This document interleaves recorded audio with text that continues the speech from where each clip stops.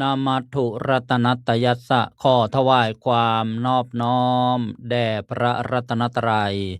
กราบถวายความเคารพพระมหาเถระพระเถรานุเถระเจ้าคณะพระสังฆาธิการกราบขอโอกาสพระครูวิสิตกิจจาธรที่ปรึกษาเจ้าคณะตำบลอูทองเจ้าอาวาสวัดท่าพระยาจักขอนมัสการเพื่อนสหธรรมิกพันเตอาวุโสทุกรูปและสวัสดีน้องสมณเณรเจริญพรโยมพ่อโยมแม่โยมปู่โยมย่าโยมตาโยมยายโยมลุงโยมป้าโยมน้าโยมอาญาติโยมอุบาสกอุบาสิกาผู้ฟังผู้ชมทุกท่านขณะนี้ท่านกำลังรับฟังและรับชมรายการธรรมะสำเนียงเสียงเนอซึ่งดำเนินรายการสดโดยอาตมาภาพพระสรายุสิริสาโรพระลูกวัดวัดท่าพระยาจากผู้อำนวยการสถานีวิทยุกระจายเสียงเพื่อการเผยแผ่พระพุทธศาสนาคลื่นสาธุเรดิโอ FM 101 เมกะเฮิรตซ์ออกอากาศจากวัดท่าพระยาจากตำบลอูทองอำเภออูทองจังหวัดสุพรรณบุรีรหัสไปรษณีย์72160หมายเลขโทรศัพท์06259591123พร้อมกันนั้นยังได้เชื่อมโยงสัญญาณไปยังสถานีวิทยุกระจายเสียงพระพุทธศาสนาโดยใบอนุญาตของวัดท่าพระยาจักรอีก4คลื่นความถี่ด้วยกันซึ่งออกอากาศอยู่ที่วัดภูจวงอำเภอบ้านไร่จังหวัดอุทัยธานีคลื่นธรรมจักรภูจวง FM 102 เมกะเฮิรตซ์โดยท่านพระมหาลำพันธ์ปุญญามโนเปลี่ยนธรรม9ประโยคเจ้าคณะอำเภอบ้านไร่เจ้าอาวาสวัดภูจวงได้เมตตารวมเผยแผ่พระพุทธศาสนาอนุญาตให้ตั้งสถานีวิทยุกระจายเสียงพระพุทธศาสนาต้องกราบขอบพระคุณมาณโอกาสนี้และที่วัดชนประชาเทพนิมิตรตำบลด่านช้างอำเภอด่านช้างจังหวัดสุพรรณบุรีคลื่นธรรมจักรด่านช้าง FM 103.25 เมกะเฮิรตซ์กับขอบพระคุณพระครูประหลัดประพัฒน์พันธ์ปนาโทเจ้าอาวาสที่ได้เมตตาเอื้อเฟื้อรวมกันเผยแผ่พระพุทธศาสนาและที่วัดไผ่โรงวัวตำบลบางตาเถนอำเภอสองพี่น้องจังหวัดสุพรรณบุรีคลื่นธรรมจักรเกาะแก้ว FM 104.75 เมกะเฮิรตซ์กราบขอบพระคุณพระครูอนุกูลปัญญากรรองเจ้าคณะอำเภอสองพี่น้องเจ้าอาวาสวัดไผ่โรงวัวและอนุโมทนาบุญกรรมการแล้วก็ท่านที่ได้เอื้อเฟื้อช่วยเหลือการสร้างสถานีวิทยุกระจายเสียงพระพุทธศาสนาคลื่นธรรมจักรเกาะแก้วมาณโอกาสนี้และที่วัดพุทธบูชาดอนมะขามตำบลดอนตาเพชรอำเภอพนมทวนจังหวัดกาญจนบุรีคลื่นธรรมจักรดอนตาเพชร FM 91.75 เมกะเฮิรตซ์กราบขอบพระคุณหลวงพ่อพระครูกาญจนปริยัติวิมลหลวงพ่อสาลีเจ้าอาวาสแล้วก็อนุโมทนาบุญญาติโยมที่ได้ร่วมในการก่อสร้างสถานีวิทยุกระจายเสียงพระพุทธศาสนาสร้างวัดในอากาศสร้างธรรมาสน์บนท้องฟ้าสร้างธรรมเจดีย์สร้างสถานีวิทยุกระจายเสียงเพื่อเผยแผ่พระพุทธศาสนาและเชื่อมโยงไปยังสถานีวิทยุกระจายเสียงอีกหลายสถานีด้วยกันทั่วทุกภาคของประเทศไทยภาคเหนือภาคตะวันออกภาคกลางภาคใต้ก็กราบขอบบุญขอบคุณครูบาอาจารย์มาณโอกาสนี้แล้วก็อนุโมทนาบุญญาติโยมผู้อำนวยการแล้วก็เจ้าหน้าที่เทคนิคประจำสถานีทุกคลื่นความถี่ต้องขออภัยอีกเช่นเคยที่ไม่ได้นำรายชื่อรายนามสถานีทุกสถานีมากล่าวอนุโมทนาก็ขอเป็นโอกาสต่อไปจะได้พิมพ์รายละเอียดมานอกจากนั้นยังถ่ายทอดไปยังสื่อออนไลน์โซเชียลมีเดียทั้งสีฟ้าสีแดงสีดำสีเขียวต่างๆก็เพื่อประโยชน์ในการเผยแผ่พระพุทธศาสนาพบกับรายการธรรมะสำเนียงเสียงเนอได้เป็นประจำทุกวันตั้งแต่เวลา 14 นาฬิกาถึงเวลา 15 นาฬิกาหรือว่าบ่าย 2 โมงถึงบ่าย 3 โมงเวลาของประเทศไทยยามเช้าที่ประเทศอังกฤษแล้วก็ยามสายๆที่ยุโรปฝรั่งเศส เยอรมนีแล้วก็ที่ตะวันออกกลางอิสราเอลซึ่งมีผู้ติดตามที่สหรัฐอเมริกาก็เป็นช่วงดึกๆประมาณ 1 นาฬิกา 2 นาฬิกาแต่ละรัฐพบกันวันนี้อีกเช่นเคยตรงกับวันพระวันธรรมสวนะวันฟังธรรมวันอุโบสถหรือวันพระพุทธศาสนา1เดือนก็มี4วันด้วยกันวันนี้ตรงกับวันพระขึ้น8ค่ำเดือน9ปีมะเมียวันพระขอไปวันศุกร์ที่21สิงหาคมพุทธศักราช2569ก็เจริญพรทักทายญาติโยมท่านผู้ฟังทุกท่านที่หมุนคืนมารับฟังรายการธรรมะสำเนียงเสียงเนอเป็นสำเนียงเสียงเนอของชาวจังหวัดสุพรรณบุรีซึ่งอาตมาภาพผู้บรรยายก็ได้ถือกำเนิดเกิดมาที่จังหวัดสุพรรณบุรีนี่แหละบ้านก็อยู่หน้าวัดนี้ไม่ไกลเพราะว่าบางท่านก็ถามว่าท่านมาจากจังหวัดไหนอะไรอย่างนี้เป็นต้นเจริญพรต้อนรับท่านผู้ชมท่านผู้ฟังทางสื่อออนไลน์โซเชียลมีเดียทุกแพลตฟอร์มทั้งของคลื่นสาธุเรดิโอของอาตมาภาพแล้วก็ได้รับความเอื้อเฟื้อจากช่องทางของครูบาอาจารย์พระมหาภูมิธรรมภูมิปาโลศูนย์ปฏิบัติธรรมดีก็ขอบบุญขอบคุณพระครูสุนทรธรรมนิเทศด็อกเตอร์ศูนย์ปฏิบัติธรรมดีแล้วก็องค์การพระธรรมทูตโลกWBDO ซึ่งมีโอกาสได้เชื่อมโยงสัญญาณไปถ่ายทอดก็มาทักทายญาติโยมที่ได้เข้ามาหน้าจอสักเล็กน้อยแล้วก็จะได้สดับรับฟังเนื้อหาสาระธรรมในวันนี้จากนั้นก็จะได้เปิดโอกาสให้ท่านผู้ฟังท่านผู้ชมได้โทรศัพท์ถามปัญหาธรรมะแจ้งผลการรับฟังพร้อมกับทั้งมีข่าวสารงานบุญประชาสัมพันธ์และก็อนุโมทนาผู้ร่วมบุญร่วมทุนร่วมสนับสนุนการเผยแผ่พระพุทธศาสนาวันนี้อนุโมทนาโยมเจริญพรดีกว่า โยมวิชาญวิชาญพลอยยอดจากอุบลราชธานีโยมเกษินีไมนุษย์จากนนทบุรีโยมผู้ใหญ่สมพรรัศมีจากบางปะมาโยมสี่สมัยชัยบุตรอนุโมทนาแม่ชีบุญเรืองทองพิกุล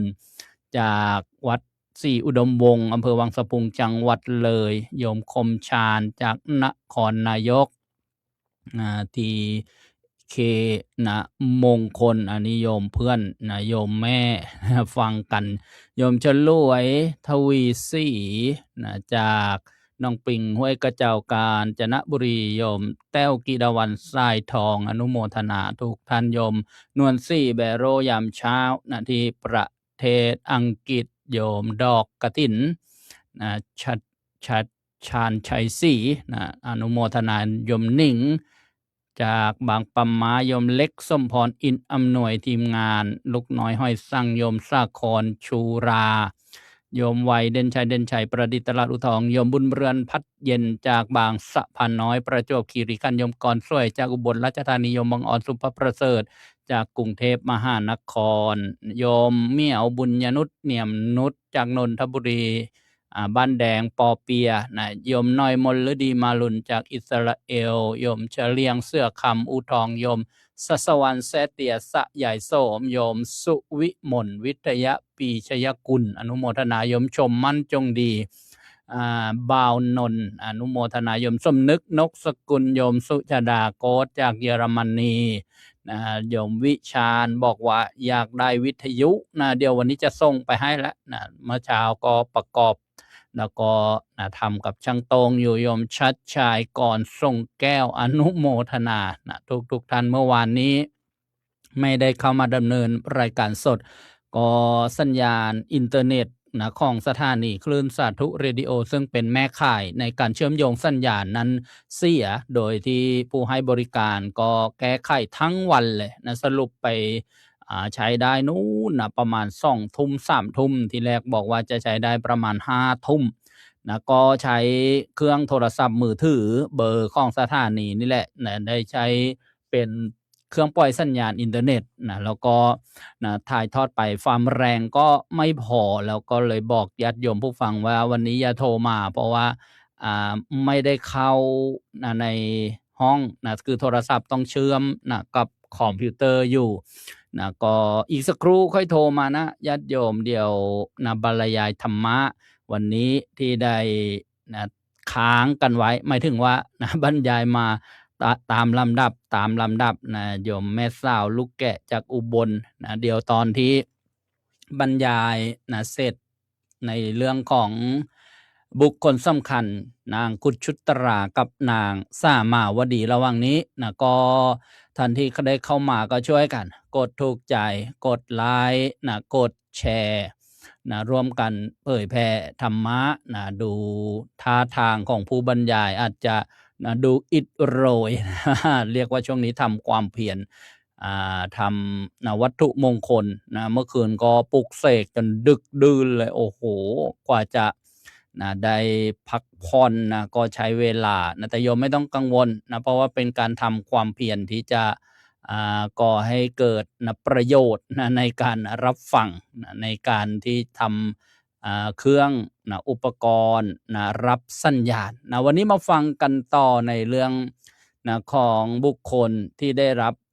ยกย่องนะหรือว่าพระพุทธเจ้าทรงตั้งไว้ให้เป็นบุคคลสำคัญซึ่งเรียกกันว่าเอตทัคคะนะในฝ่ายของอุบาสิกานะหรือว่าผู้หญิงนะที่มีเรื่องในสมัยพุทธกาลเมื่อครั้งก่อนนะครั้งที่ 4แล้วก็ต่อสืบเนื่องมาในครั้งที่3นะเรามาฟังเรื่องนี้ต่อเนื่องกันค่อนข้างจะหลายตอนก็เริ่มมาจากเรื่องเข้าพรรษาน่ารู้แล้วก็มาเรื่องอุโบสถศีลแล้วก็มาเรื่องนะรักษานะอุโบสถครึ่งวันนะได้รับอานิสงส์หมายถึงว่ามีบุคคลที่เขารักษาอุโบสถนะเพียงครึ่งวันนะแล้วก็เกิดเหตุการณ์นะทำให้ต้องเสียชีวิตไปได้ไปเกิดเป็นเทวดานะซึ่งมีสมบัติอันเป็นทิพย์อยู่ที่ต้นไทรใหญ่นะแล้วก็มีฤาษีนะมาพบเข้านะแล้วก็ได้รับของที่เป็นทิพย์เช่นน้ำดื่มนะอาหารต่างๆก็เลยถามเทวดาที่ต้นไทรใหญ่เนี่ยเทวดาก็บอกว่าแม่รู้สึกอายเหลือเกินนะเพราะว่าที่ได้มาเกิดเป็นเทวดาเนี่ยก็เพราะว่ารักษาอุโบสถศีลแค่ครึ่งวันนะเพราะว่าแล้วก็สืบนะเรื่องมาอันนี้คือไม่ใช่มาบรรยายซ้ำญาติโยมคือพยายามจะบรรยายหรือว่าพูดให้โยมฟังให้โยมเนี่ยสามารถที่จะกำหนดจดจำได้ง่ายๆนะว่าเรื่องที่ฟังแต่ละวันแต่ละตอนเนี่ยนะอาตมาภาพบรรยายเกี่ยวกับอะไรเราก็นึกวาดภาพไปในหัวสมองนะโยม จินตนาการตามบทธรรมที่ได้บรรยายอันนี้แหละนะจะช่วยให้เราเนี่ยมีสติปัญญาเกิดขึ้นเพราะว่านะถ้าเราเอาแต่ดูภาพดูสื่อที่เขาทำสำเร็จรูปปัจจุบันเนี่ยมันก็มีเครื่องช่วยเยอะนะเขาเรียกว่าปัญญาประดิษฐ์นะหรือว่า AI นะก็ดีอยู่ในส่วนหนึ่งนะแต่ถ้านะระดับที่จะก่อให้เกิดปัญญาเราต้องมีจินตามยปัญญานะให้เรานึกคิดนะนึกคิดแล้วพอไปนึกเรื่องหนึ่งเนี่ยจะมีเรื่องใกล้เคียงมาเมื่อเราเปิดหนังสือไปหาเรื่องหนึ่งนะไปเจอเรื่องใกล้เคียงนะถ้าเป็นนักเรียนนะจะมีการท่องศัพท์นะหรือว่าค้นคว้าเช่นอะไรล่ะคำแปลภาษาอังกฤษ Dictionary เราจะหาคำนี้ไปเจอคำใกล้เคียงก็ทำให้เราได้ประโยชน์นะจากการเปิดจากการค้นคว้านะทีนี้ถ้าเราคิดเนี่ยเราก็คิดพิจารณานะโดยแยบข่ายนะเรียกว่าโยนิโสมนสิการนะจับในหลักเหตุหลักผลสังเกตสังกาพิจารณานี่แหละก่อให้เกิดนะปัญญานะปัญญาเกิดจากความนึกคิดเรียกว่าจินตามยปัญญานะปัญญาเกิดจากการฟังนะเรียกว่าสุตตมยปัญญาปัญญาเกิดจากการเจริญภาวนาเช่นเดินจงกรมนั่งสมาธินะเจริญวิปัสสนากำหนดนะรู้ดูมองนะรูปนามอาการเคลื่อนไหวของกายนะอย่างนี้เป็นต้นก็เกิดสติปัญญาเกิดขึ้นมาบางท่านก็ฟังแล้วก็อาจจะมึนงงสงสัยแล้วภาวนามันเป็นปัญญาอย่างไรพระอาจารย์นะโยมเคยฟังไหมเวลาท่านไปปฏิบัติธรรมกันก็จะมีนะการฟังเทศลำดับญาณการสอบอารมณ์เนี่ยนะแล้วว่าได้ญาณขั้นนั้นขั้นนี้ญาณหรือว่าปัญญาที่ไปรู้ รูปรู้นามอย่างเงี้ยนะรู้รูปรู้นามนะรู้กายรู้ใจนะอย่างเนี้ยเป็นต้นนี่เรียกว่าภาวนามยปัญญานะแต่ตอนนี้เรากำลังฟังเรื่องนางคุดชุตตรานะผู้เป็นเลิศทางพหูสูตรนะฟังมากแล้วก็นางสามาวดีผู้อยู่ด้วยเมตตาซึ่งนะบุคคลสำคัญที่ได้บรรยายเนี่ยก็จะอยู่ในสมัยพุทธกาลแล้วก็อยู่ที่เมืองโกสัมพีตอนนี้เรากำลังฟังของอดีตเศรษฐีโคสกะเศรษฐีนะโคสกะเศรษฐีจากคนยากคนจนธรรมดาแล้วก็นะได้หนีภัยที่เกิด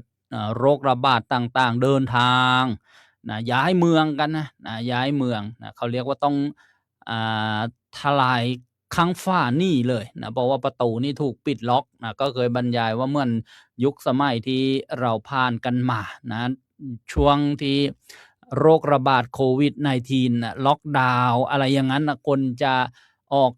ไปเมืองอื่นนะไปอำเภออื่นไปค้าไปค่ายนะนึกภาพออกป่ะตอนนั้นนะว่าเราผ่านเหตุการณ์อะไรกันมาบ้างนะจะเดินทางไปจังหวัดโน้นโอ้ยก็ต้องมีใบอนุญาตนะมีผลการตรวจรับวัคซีนฉีดวัคซีนนะต้องตรวจ ATK แยงจมูกน้ำตาเล็ดน้ำตาร่วงกันมาบางคนจะต้องไปทำมาหากินนะค้าขายต่างๆติดเวลาติดล็อกดาวน์ประกาศพื้นที่โอ้โหอะไรอย่างนั้นนะก็เลยนะคนที่ได้เล่ามาเนี่ยซึ่งต่อมาเนี่ยเขาจะได้มาเกิดนะเป็นเศรษฐีในเมืองโกสัมพีแล้วก็จะได้มีชื่อว่าโคสกะเศรษฐีครั้งที่แล้วนะได้ฟังกันมาถึงที่ว่าคนที่เดินทางนะไปเจอบ้านคนเลี้ยงโคแล้วก็ได้รับกินอาหารนะรับทานอาหารหรืออบริโภคนะอาหารมากเกินไปทานไม่ย่อยแล้วก็เสียชีวิตแล้วก็นะด้วยดวงจิตที่ผูกพันนะดวงจิตที่ผูกพันกับบ้านของเศรษฐีแล้วก็ภรรยาของตัวเองก็ยังอยู่ที่บ้านเศรษฐีก็มาเกิดในท้องของนางสุนัขนะมาเกิดเป็นม้านั่นเองนะพอเกิดเป็นม้าแล้วเจ้าของก็รักนะแล้วก็เป็นสุนัขที่ฉลาดนะไปนิมนต์พระปัจเจกพุทธเจ้ามาได้นะต่อจากนั้นเนี่ยพระปัจเจกพุทธเจ้าท่านได้รับถวายผ้าจากท่านเศรษฐีซึ่งเป็นเจ้านายของสุนัขตัวนี้แหละท่านจะไปทำจีวรท่านเหาะขึ้นไปแล้วสุนัขตัวนี้ด้วยความรักความอาลัยเนี่ยนะก็อกแตกตายใจสลายนะโดยจิตที่เลื่อมใสในพระปัจเจกพุทธเจ้าเนี่ยไปเกิดเป็น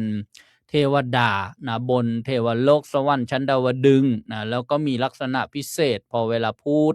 เสียงเบาๆเนี่ยโอ้โหกลบเสียงเทวดาทั้งหมดเลยนะก็เลยชื่อว่านะโคสกะเทพบุตรโคสะนี่แปลว่าเสียงก้องนะญาติโยมเสียงก้องกับเสียงโคสะเราก็จึงนำมาเรียกกันในปัจจุบันในโลกมนุษย์นะเมืองมนุษย์ของเราว่าท่านโคศกนะผู้ที่มีเสียงดังถือไมโครโฟนมี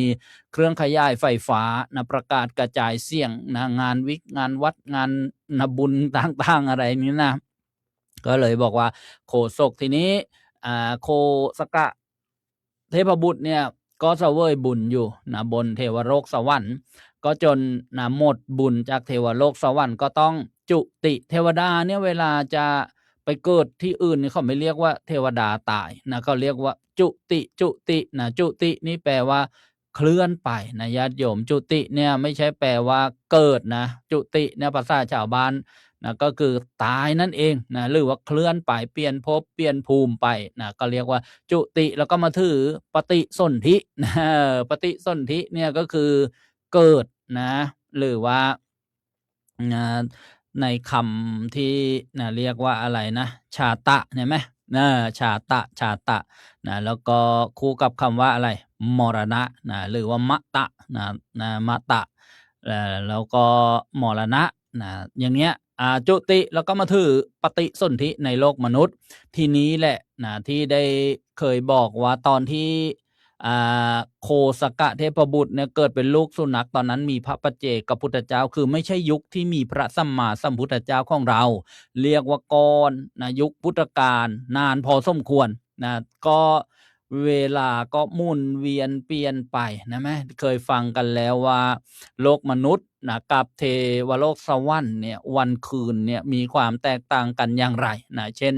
นะโลกมนุษย์เนี่ยผ่านไป50ปีนะเพิ่งจะเท่ากับสวรรค์นะชั้น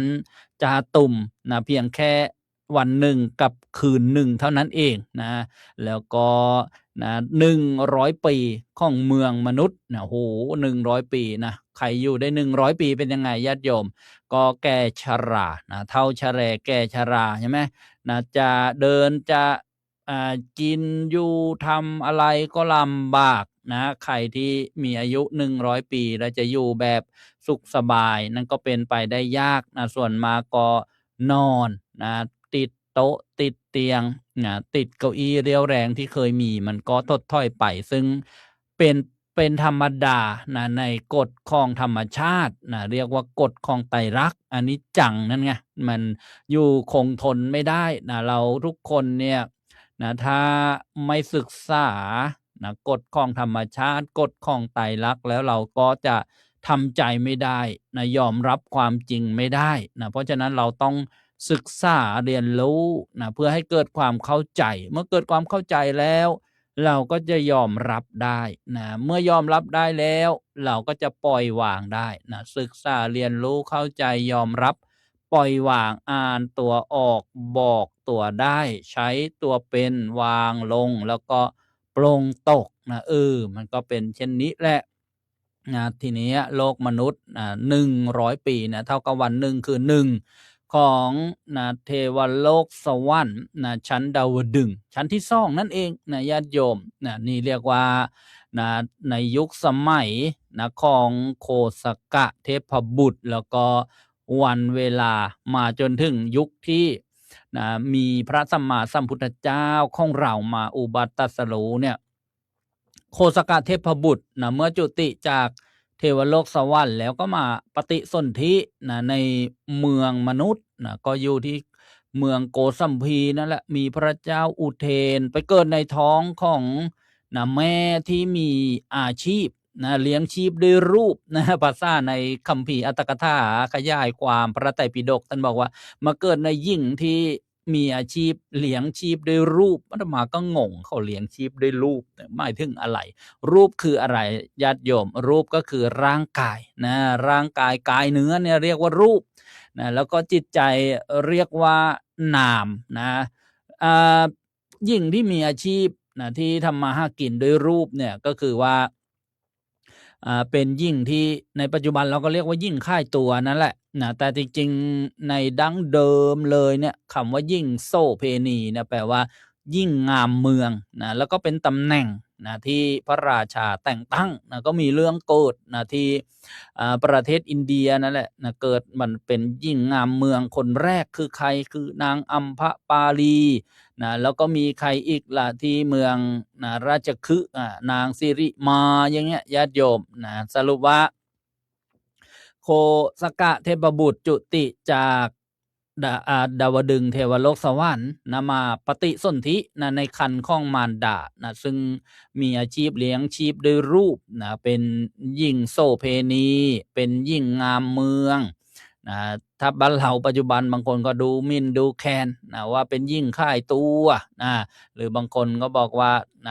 มีทำมาหากินบนนาผืนน้อยอะไรอย่างนั้นนะทีนี้นะคติความเชื่อนะของผู้หญิงนะที่เลี้ยงชีพนะด้วยการขายตัวเนี่ยเขาจะไม่ชอบลูกผู้ชายนะหมายถึงว่าลูกผู้ชายไม่สามารถที่จะมาสืบทอดอาชีพนี้ได้เลี้ยงชีพแบบแม่เนี่ยได้นะก็คือไม่ชอบนั่นเองไม่ชอบลูกผู้ชายเมื่อนางตั้งครรภ์ครบนะในเวลาคลอดแล้วนะก็สั่งให้คนใช้เนี่ยเอาลูกชายที่เพิ่งคลอดออกใหม่ๆเนี่ยไปทิ้งโอ้โหเนี่ยไม่ปรารถนาที่จะมีลูกชายเขาก็เอาไปทิ้งนะเพราะฉะนั้นเนี่ยคนเราบางคนเกิดมาแล้วน้อยเนื้อต่ำใจนะไม่พอใจพ่อไม่พอใจแม่ว่าทำไมเกิดมากับพ่อแม่ที่ ยากจนไม่ร่ำรวยไม่อยู่บ้านหลังโตทำไมพ่อแม่ไม่ขยันล่ะจะมีลูกกลายเป็นพ่อแม่นี่ไม่มีบุญไม่มีคุณกลายเป็นคนผิดไปซะอย่างงั้นทำให้หนูเกิดมาทำไมนะไหมถ้าคนเราถ้าไม่ศึกษาก็จะไม่รู้ใช่ไหมพอมาเกิดในครอบครัวที่ลำบากบางทีเนี่ยมันไปอยู่ในโรงเรียนอะไรต่างๆก็ไปเห็นเพื่อนคนนั้นเขามีอย่างงั้นคนนั้นพ่อแม่มีทรัพย์สินสลิงคารมีหน้าที่การงานดีทำไมพ่อแม่เราจนเนี่ยก็เนี่ยมันเป็นโจทย์อย่างหนึ่งที่ถ้าเด็กเยาวชนคนรุ่นใหม่ไม่ศึกษาว่าสิ่งเหล่าเนี้ยมันมาจากตัวเราทั้งนั้นแหละที่ได้พ่อได้แม่อย่างไรก็เลยมาปรารภให้ญาติโยมฟังว่าบางครั้งก็สอนเด็กว่าอย่าไปโทษพ่อโทษแม่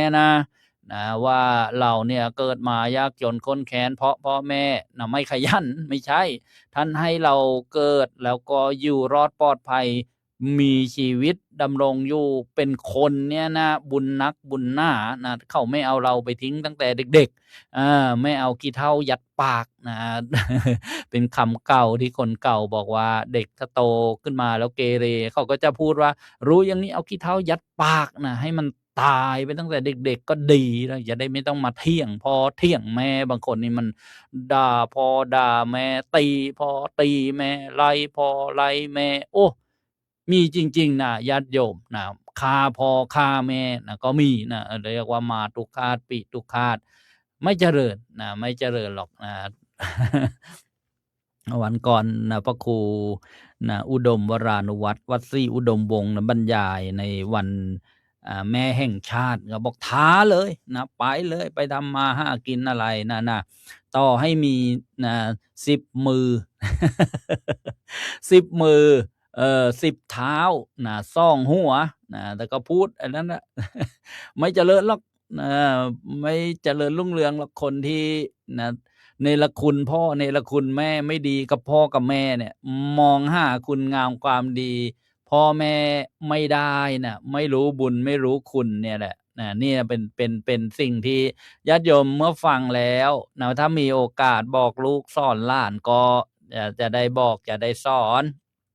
นะแบบว่าเราถือว่าเป็นผู้สูงวัยสูงอายุกลุ่มเปราะบางจะได้ไปสอนพวกกลุ่มแข่งหน้าบ้างกลุ่มแข่งหน้าพวกที่ยังหลงอยู่หลงในอายุเขาเรียกว่าประมาทประมาทในวัยประมาทในอายุประมาทในความไม่มีโรคประมาทในความมียศถ้าบรรดาศักดิ์ตำแหน่งแห่งที่ก็เลยไม่ละบาปไม่ทำบุญไม่ฝึกทำจิตทำใจให้ผ่องใสไม่เศร้าหมองก็เพลิดเพลินไปกับเรื่องโลกตาเห็นรูปหูฟังเสียงจมูกดมกลิ่นลิ้นรับรสกายถูกต้องสัมผัสอะไรต่างๆอย่างนี้เป็นต้นเพราะฉะนั้นเนี่ยมาฟังว่าโอ้คนที่เอาลูกไปทิ้งในสมัยพุทธกาลเนี่ยไม่ปรารถนาที่จะได้ลูกชายเพราะว่าไม่สามารถที่จะมาทำอาชีพเพราะว่าที่เป็นยิ่งงามเมืองโสเภณีเนี่ยเขามีเหมือนวังให้อยู่เลยญาติโยมเพราะเป็นตำแหน่งแต่งตั้งจากพระราชาเอาไว้ต้อนรับแขกบ้านแขกเมืองยิ่งที่สวยงามคอยบริการร่วมรับนอนกับผู้ที่มีทรัพย์มีเงินเอาละทีนี้ก็มาฟังกันต่อญาติโยมมาบอกโอ้พระอาจารย์อ้อมไปอีกแล้วอ้อมโลกอีกแล้วก็พอนางให้ยิ่งคนใช้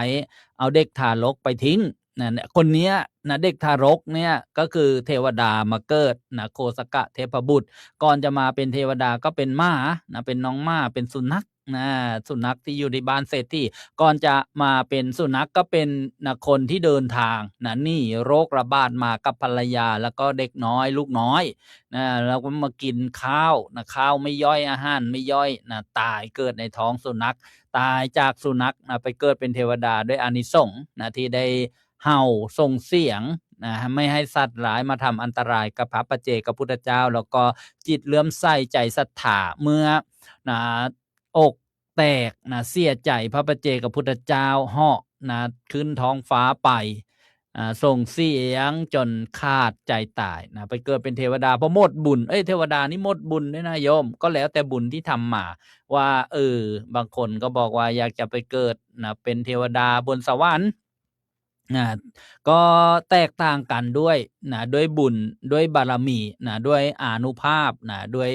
แสงสว่างนะบางคนก็พูดติดตลกนะเวลาทำบาปอกุศลโอ้ยเป็นเทวดาเนี่ยงานหนักไม่ไปหรอกมันไม่สนุกนะเช้านะก็ต้องไปเก็บนะพระจันทร์นะกลางเย็นก็ต้องเอาดาวไปโปรยงานของเทวดาเขาว่าอย่างนั้นแล้วก็ถ้าไปอยู่ในนรกเนี่ยมันสนุกมันเยอะดีเพื่อนเยอะนะอยู่ในกระทะทองแดงอยู่ในหม้อโลหะกุมพีเอาอย่างนั้นก็ไปเถอะนะแล้วก็บอกว่าต้นงิ้วมันไม่มีน้ำแล้วนะคนไปกันเยอะแล้วก็เอาเลื่อยยนต์ไปนะปัจจุบันก็คงเป็นเลื่อยไฟฟ้านี่ก็เป็นคำพูดนะติดตลกของคนที่ไม่ตระหนักนะไม่สะดุ้งหวาดกลัวนะในภัยในวัฏสงสารนะภัยในอบายภูมินะต่างๆเอาแล้วก็กลับมาว่าเมื่อนางคนใช้นำทารกเนี่ยไปวางทิ้งไว้นะที่กองขยะนะแล้วก็มีคนใช้ของบ้านเศรษฐีนะโกสัมพิยะเศรษฐีที่เมืองเนี้ยเขาเดินไปธุระจะไปทิ้งขยะหรือไปธุระอะไรไปได้ยินเสียงนะเด็กร้องนะเด็กร้องอุเอะอุเอะนะเด็กทารกเนี่ยร้องนะดูสิเนี่ยแต่ถ้าเป็นปัจจุบันนี้เขาก็ต้องลงข่าวนะว่าโอ้แม่ใจยักษ์แม่ใจยักษ์เอาลูกมาทิ้งคนเป็นแม่นะทิ้งลูกก็มีโยมคนเป็นแม่ฆ่าลูกมีไหมมีนะไม่ใช่ว่าลูกตีแม่แม่ตีลูกแม่ฆ่าลูกก็มีนะเราเรียกว่ามารหัวขนนะตั้งครรภ์โดยนะไม่ได้ตั้งใจที่จะมีลูกนะเพราะว่าการสืบพันธุ์เนี่ยก็คือการผสมพันธุ์การมีการร่วมหลับนอนกันเนี้ยนะผลนะของการร่วมหลับนอนก็คือบุตรธิดาหรือว่าลูกนั่นเองส่วนนะรสชาติของกามารมณ์เคยฟังนะครูบาอาจารย์ท่านบรรยายว่าธรรมชาติมันให้เหยื่อนะให้เหยื่อล่อนะให้ของตอบแทนนะเป็นอารมณ์แบบกามคุณนะความสุขแบบเราร้อนเนี่ยถ้าไม่อย่างนั้นแล้วนะมนุษย์ก็จะไม่มีการสืบพันธุ์กันแต่ก็เป็นกฎของธรรมชาติอย่างหนึ่งนั่นแหละญาติโยมก็ไม่ลงลึกนะรายละเอียดนะมาฟังต่ออีกนิดนึงนะว่าตอนที่เด็กทารกนี่ถูกทิ้งเนี่ยนะก็มีคนใช้คนงานมาได้ยินแล้วสรุปว่าเขาก็เอาไปนะไปเลี้ยงเห็นไหมคนเรียกว่าคนมีบุญเมื่อถึงคราวตายวายชีวาวาดไข่เข็นฆ่าอาฆาตไม่อาสันนะแต่เมื่อถึงคราวตายวายชีวันนะไม้ทิ่มฟันแทงเงือกยังเสือกตุยนะญาติโยม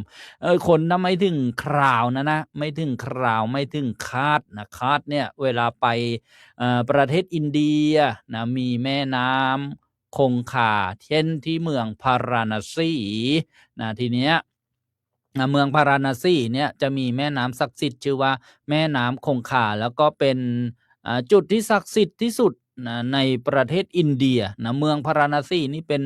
เมืองที่มีวัฒนธรรมประเพณีของอินเดียเก่าแก่ที่สุดนะถ้าอยากจะไปดูนะความโบราณนะตั้งแต่อดีตการนานไกลนู้นก่อนมีพระสัมมาสัมพุทธเจ้าท่านบอกว่าให้ไปเมืองพาราณสี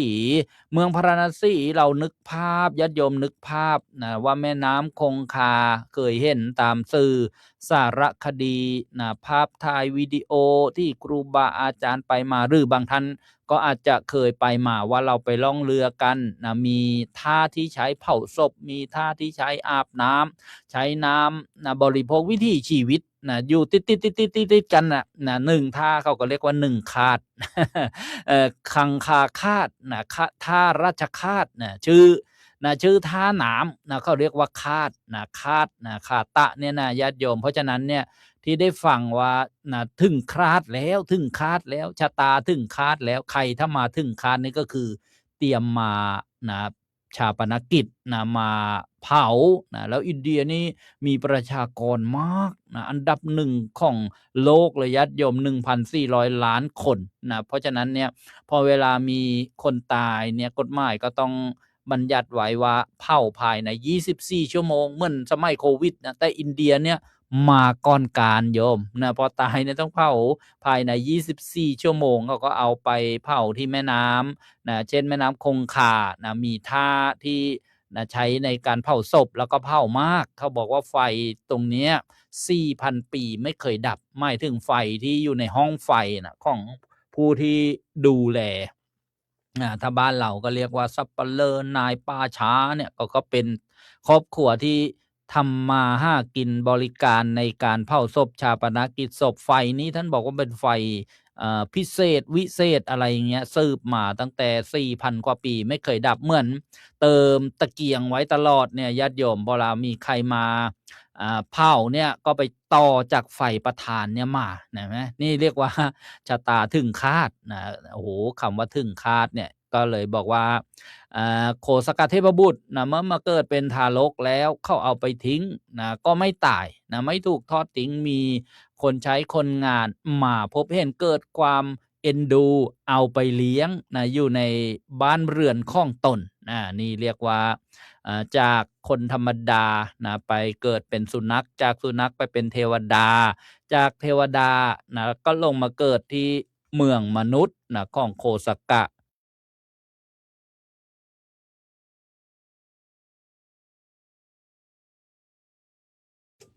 ก็อภัยกระแอมไอจากโคสกะเทพบุตรมา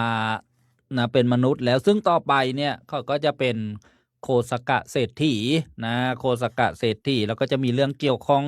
กับนางคุจุตรานางสามาวดีในตอนต่อไป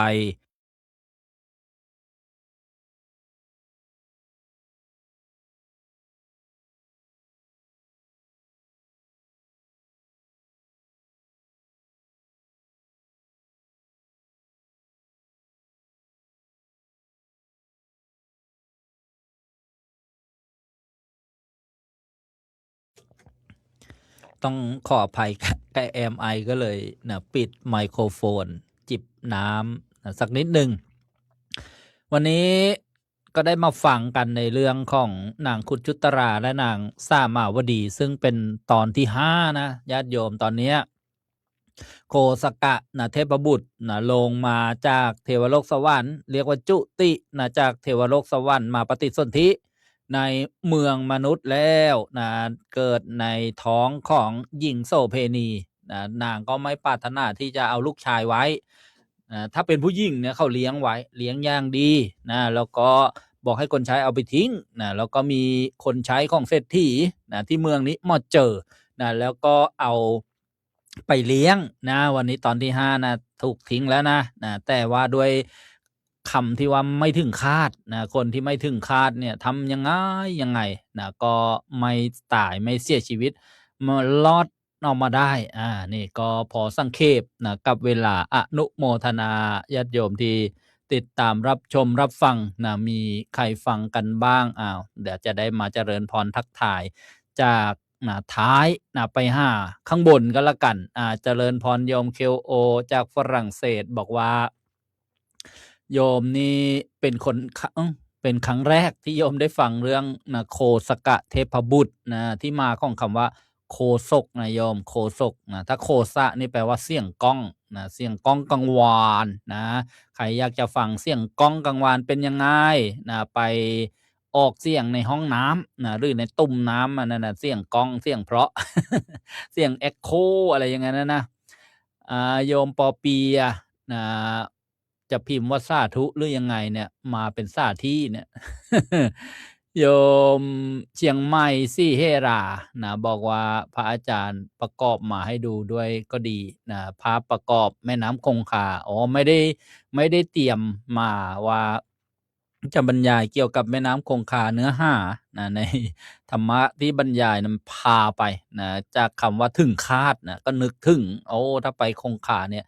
เขาเรียกท่านามว่าคาดเช่นท่าราชคาดท่ามณิการนิกาคาดใช้เผาศพอะไรเงี้ย โยมปลาเกษินีไมนุษย์โยมหน่อยมลฤดีมาลุนอิสราเอลโยมไวเด่นชัยประดิษฐ์โยมนวลซี่แบโรจากประเทศอังกฤษมีดอกไม้มีพนมมือมีพึ่งน้อยนะขี้เกียจเป็นแมลงวันขยันเป็นแมลงพึ่งนะขี้หึ่งเป็นแมลงป่องขี้ใส่กล่องนะเป็นแมลงสาบ นะโยมเคโอพิมพ์มาบอกว่าบางนางนะบางเมืองบอกทำแท้งได้นะ22 ครั้งโอ้นะเนี่ยเห็นไหมทำแท้งเนี่ยก็เท่ากับฆ่าคนนะฆ่ามนุษย์นะจำไว้นะโยมอย่าไปคิดว่าทำไปแล้วไม่มีอะไรนะเนี่ยถ้าเป็นภิกษุนะถ้าไปบอกให้ใครทำแท้งเนี่ยเท่ากับขาดจากความเป็นพระโดนแบนนะจากการบวชพระไป1 ชาตินะนักนะโยมนะเรียกว่าเป็นผู้พ่ายแพ้เสียแล้วนะเรียกว่าปาราชิกก็ฟังไว้นะจะได้เป็นประโยชน์นะเพราะเราเป็นพุทธบริษัทนะมี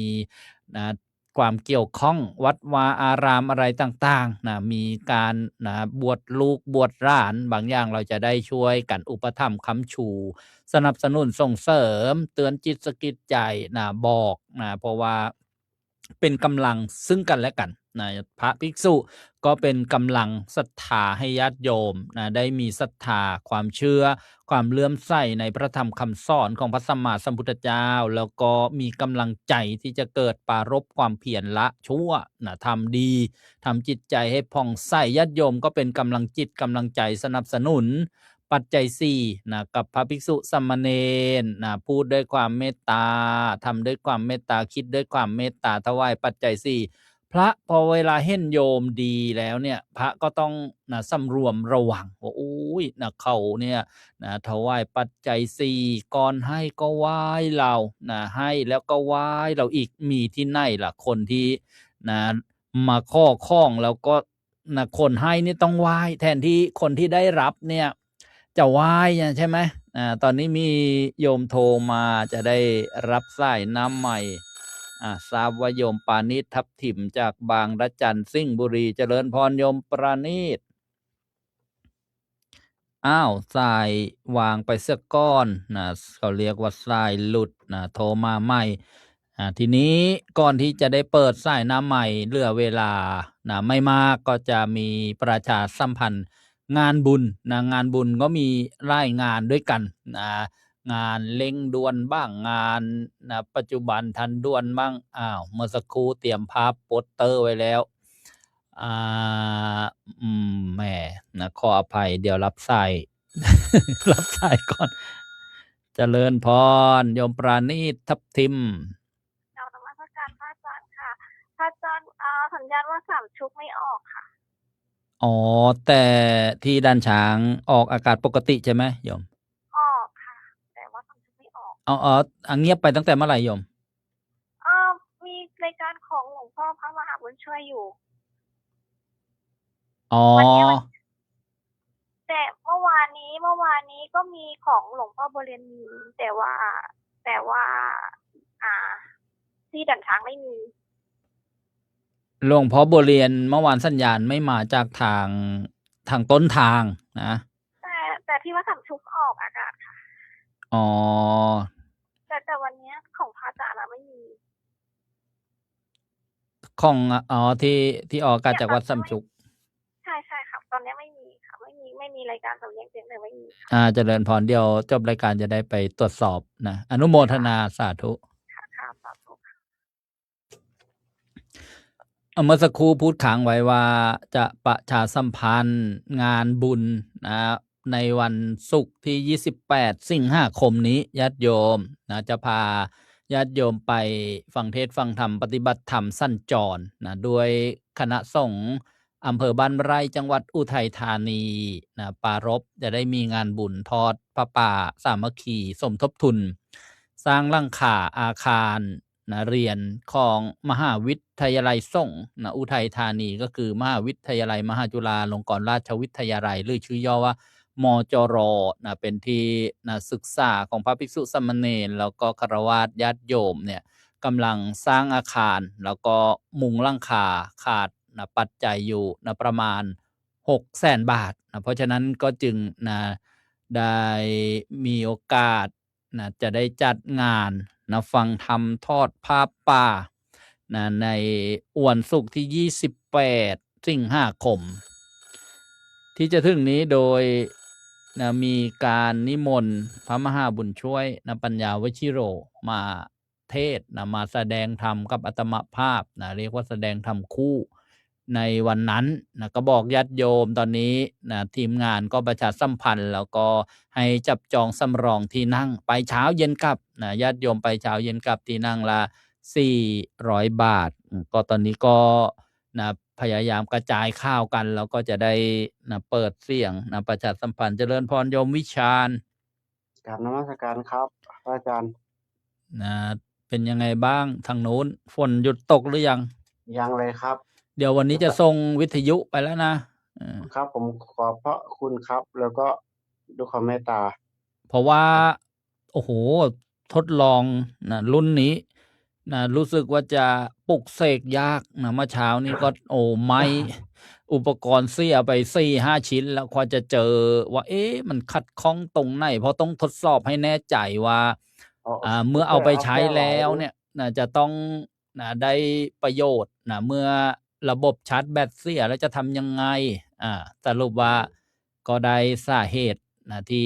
ขัดข้องแล้วแหละนะครับ ผม เหมือน แล้ว เขาปลุกเสกเครื่องรางใช่ไหมเขาต้องลองเอามีดฟันก่อนจึ๊กเข้าหรือเปล่า โอ้โห เมื่อเช้านี้ไหม้ไป2 ตัวไม่ไหวอันนี้แสดงว่ายังไม่เข้มข้างพอ เดี๋ยวต้องบริกรรมอีก โอ้โห เห็นป่ะเหมือน แล้ว เหมือนเขาซักเสกเลขยันอะไรนะเขาต้องลองเลยใช่ไหม อ๋อ ลอง ครับผม เลย ใช่ครับ เอา แล้ว มีดเอา แล้ว ค้อนทุบเลยนะแต่ แล้ว ของเราเนี่ย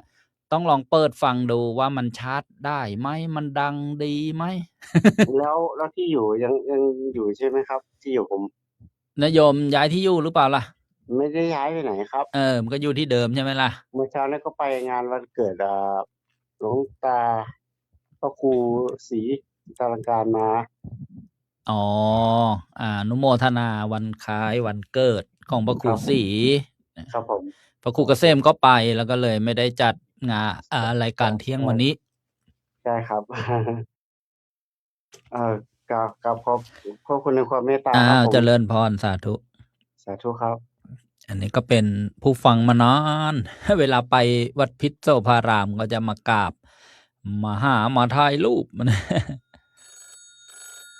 เจริญพรโยมขวัญเมือง ผมบูชาเครื่องหนึ่งนะพระอาจารย์ของผมเขาเอาคืนไปแล้วไอ้ที่ว่าเครื่องนั้นยืมเขามา ได้ คืน ได้ ไม่ได้ฟังเลย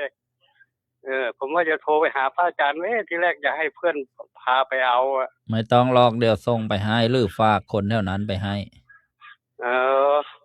แถวนี้ไม่ค่อยมีคนรู้จักผมเท่าไหร่ดิ ทำไมไม่คบค้าสมาคมกับใครเลย สมาคมอยู่แต่ว่าเขาเองว่าเขาว่าเราพิการพระอาจารย์ อ๋อก็เราพิการจริงๆอะเราจะไปเคืองเขาทำไมล่ะ เราไม่เคืองหรอกแต่เขาไม่ค่อยพูดกับเรา ก็ดีจะได้ไม่พูดเราก็จะได้ไม่เปลืองน้ำลาย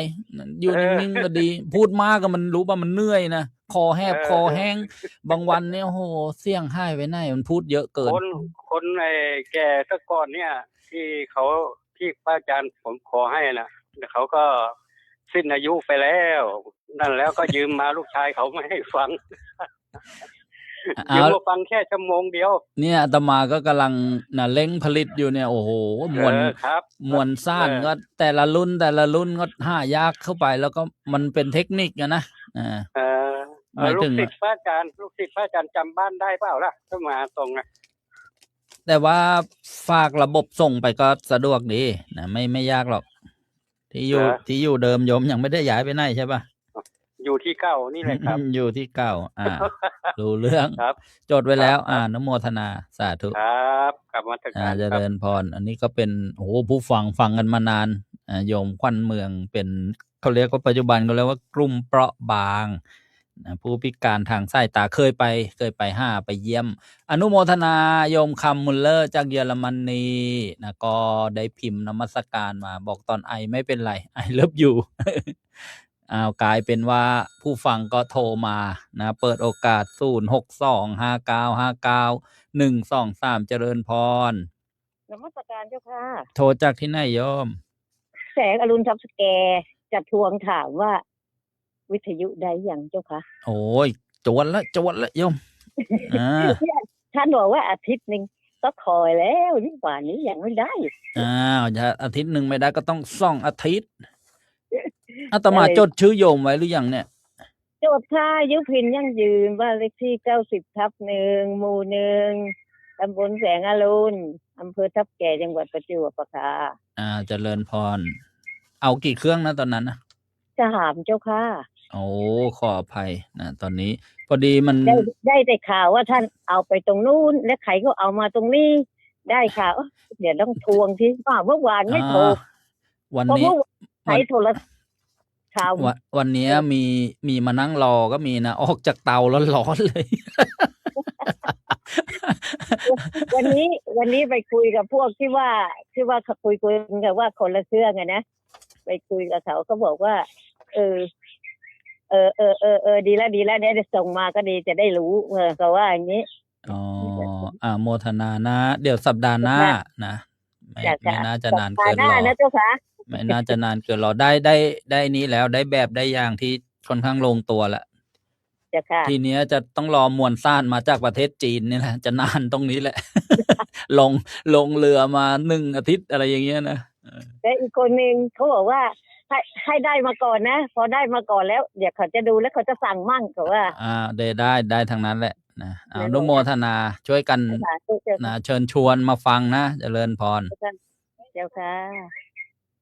ก็ประโยชน์เยอะนะวิทยุนะเช่นเวลาเราทำงานอะไรเนี่ยนะเราจะไปดูแบบโซเชียลมันก็ไม่ถนัดอย่างเช่นอาตมานั่งทำเนี่ยปลุกเสก ก็คือประกอบนะวิทยุเนี่ยก็ฟังด้วยฟังรายการด้วยนะก็ค่ำบ้างอะไรบ้างครูบาอาจารย์ที่ได้สนทนากับญาติโยมนะก็ได้ประโยชน์นะก็บอกข่าวกันเจริญพรโยมชำนาญไม่ได้ทวงถามวิทยุนะคะแต่มีก็สงสัยอยู่นิดนึงขอถามอาจารย์หน่อยค่ะเจริญพรอาจารย์ยอดยังมีชีวิตอยู่ไหมคะอาจารย์ยอดท่านเสียชีวิตไปช่วงโควิดนะโยมโอ้งั้นอาจารย์ยอดเขาเป็นจริงเขาเคยมาที่อาตมาด้วยมาทำบุญนะตอนนั้นซื้อเครื่องส่งอาจารย์ยอดก็ทำมา15,000นะเราก็โมทนานะอาจารย์ยอดเนี่ยก็โยมก็ฟังอะไรกฎแห่งกรรมท่านอยู่ตลอดนึกว่าท่านยังมีชีวิตอยู่ที่ตอนที่เราฟังอยู่วัน2 วันเนี่ยประวัติหลวงพ่อจำเนียนศรีละเศรษโธวัดถ้ำเสือจังหวัดกระบี่ท่านมรณภาพแล้วนะญาติโยมที่รู้จักเมื่อคืนวันที่18 สิงหาคมที่ผ่านมาที่ประเทศมาเลเซียนะสิริรวมอายุ90 ปีนะ90 ปีท่านมรณภาพแล้วญาติโยมที่อุทองเนี่ยรู้จักท่านเยอะเคยไปฟังเทศนะเช่นที่วัดทางสายที่วัดนางโนท่าม่วงกาญจนบุรีก็ประชาสัมพันธ์ว่าหลวงพ่อจำเนียนมรณภาพแล้วตอนนี้กำลังเคลื่อนสรีระสังขารท่านกลับมาประเทศไทยนะซึ่งทราบว่าจะบำเพ็ญกุศลนะที่วัดถ้ำเสือจังหวัดกระบี่แล้วก็เ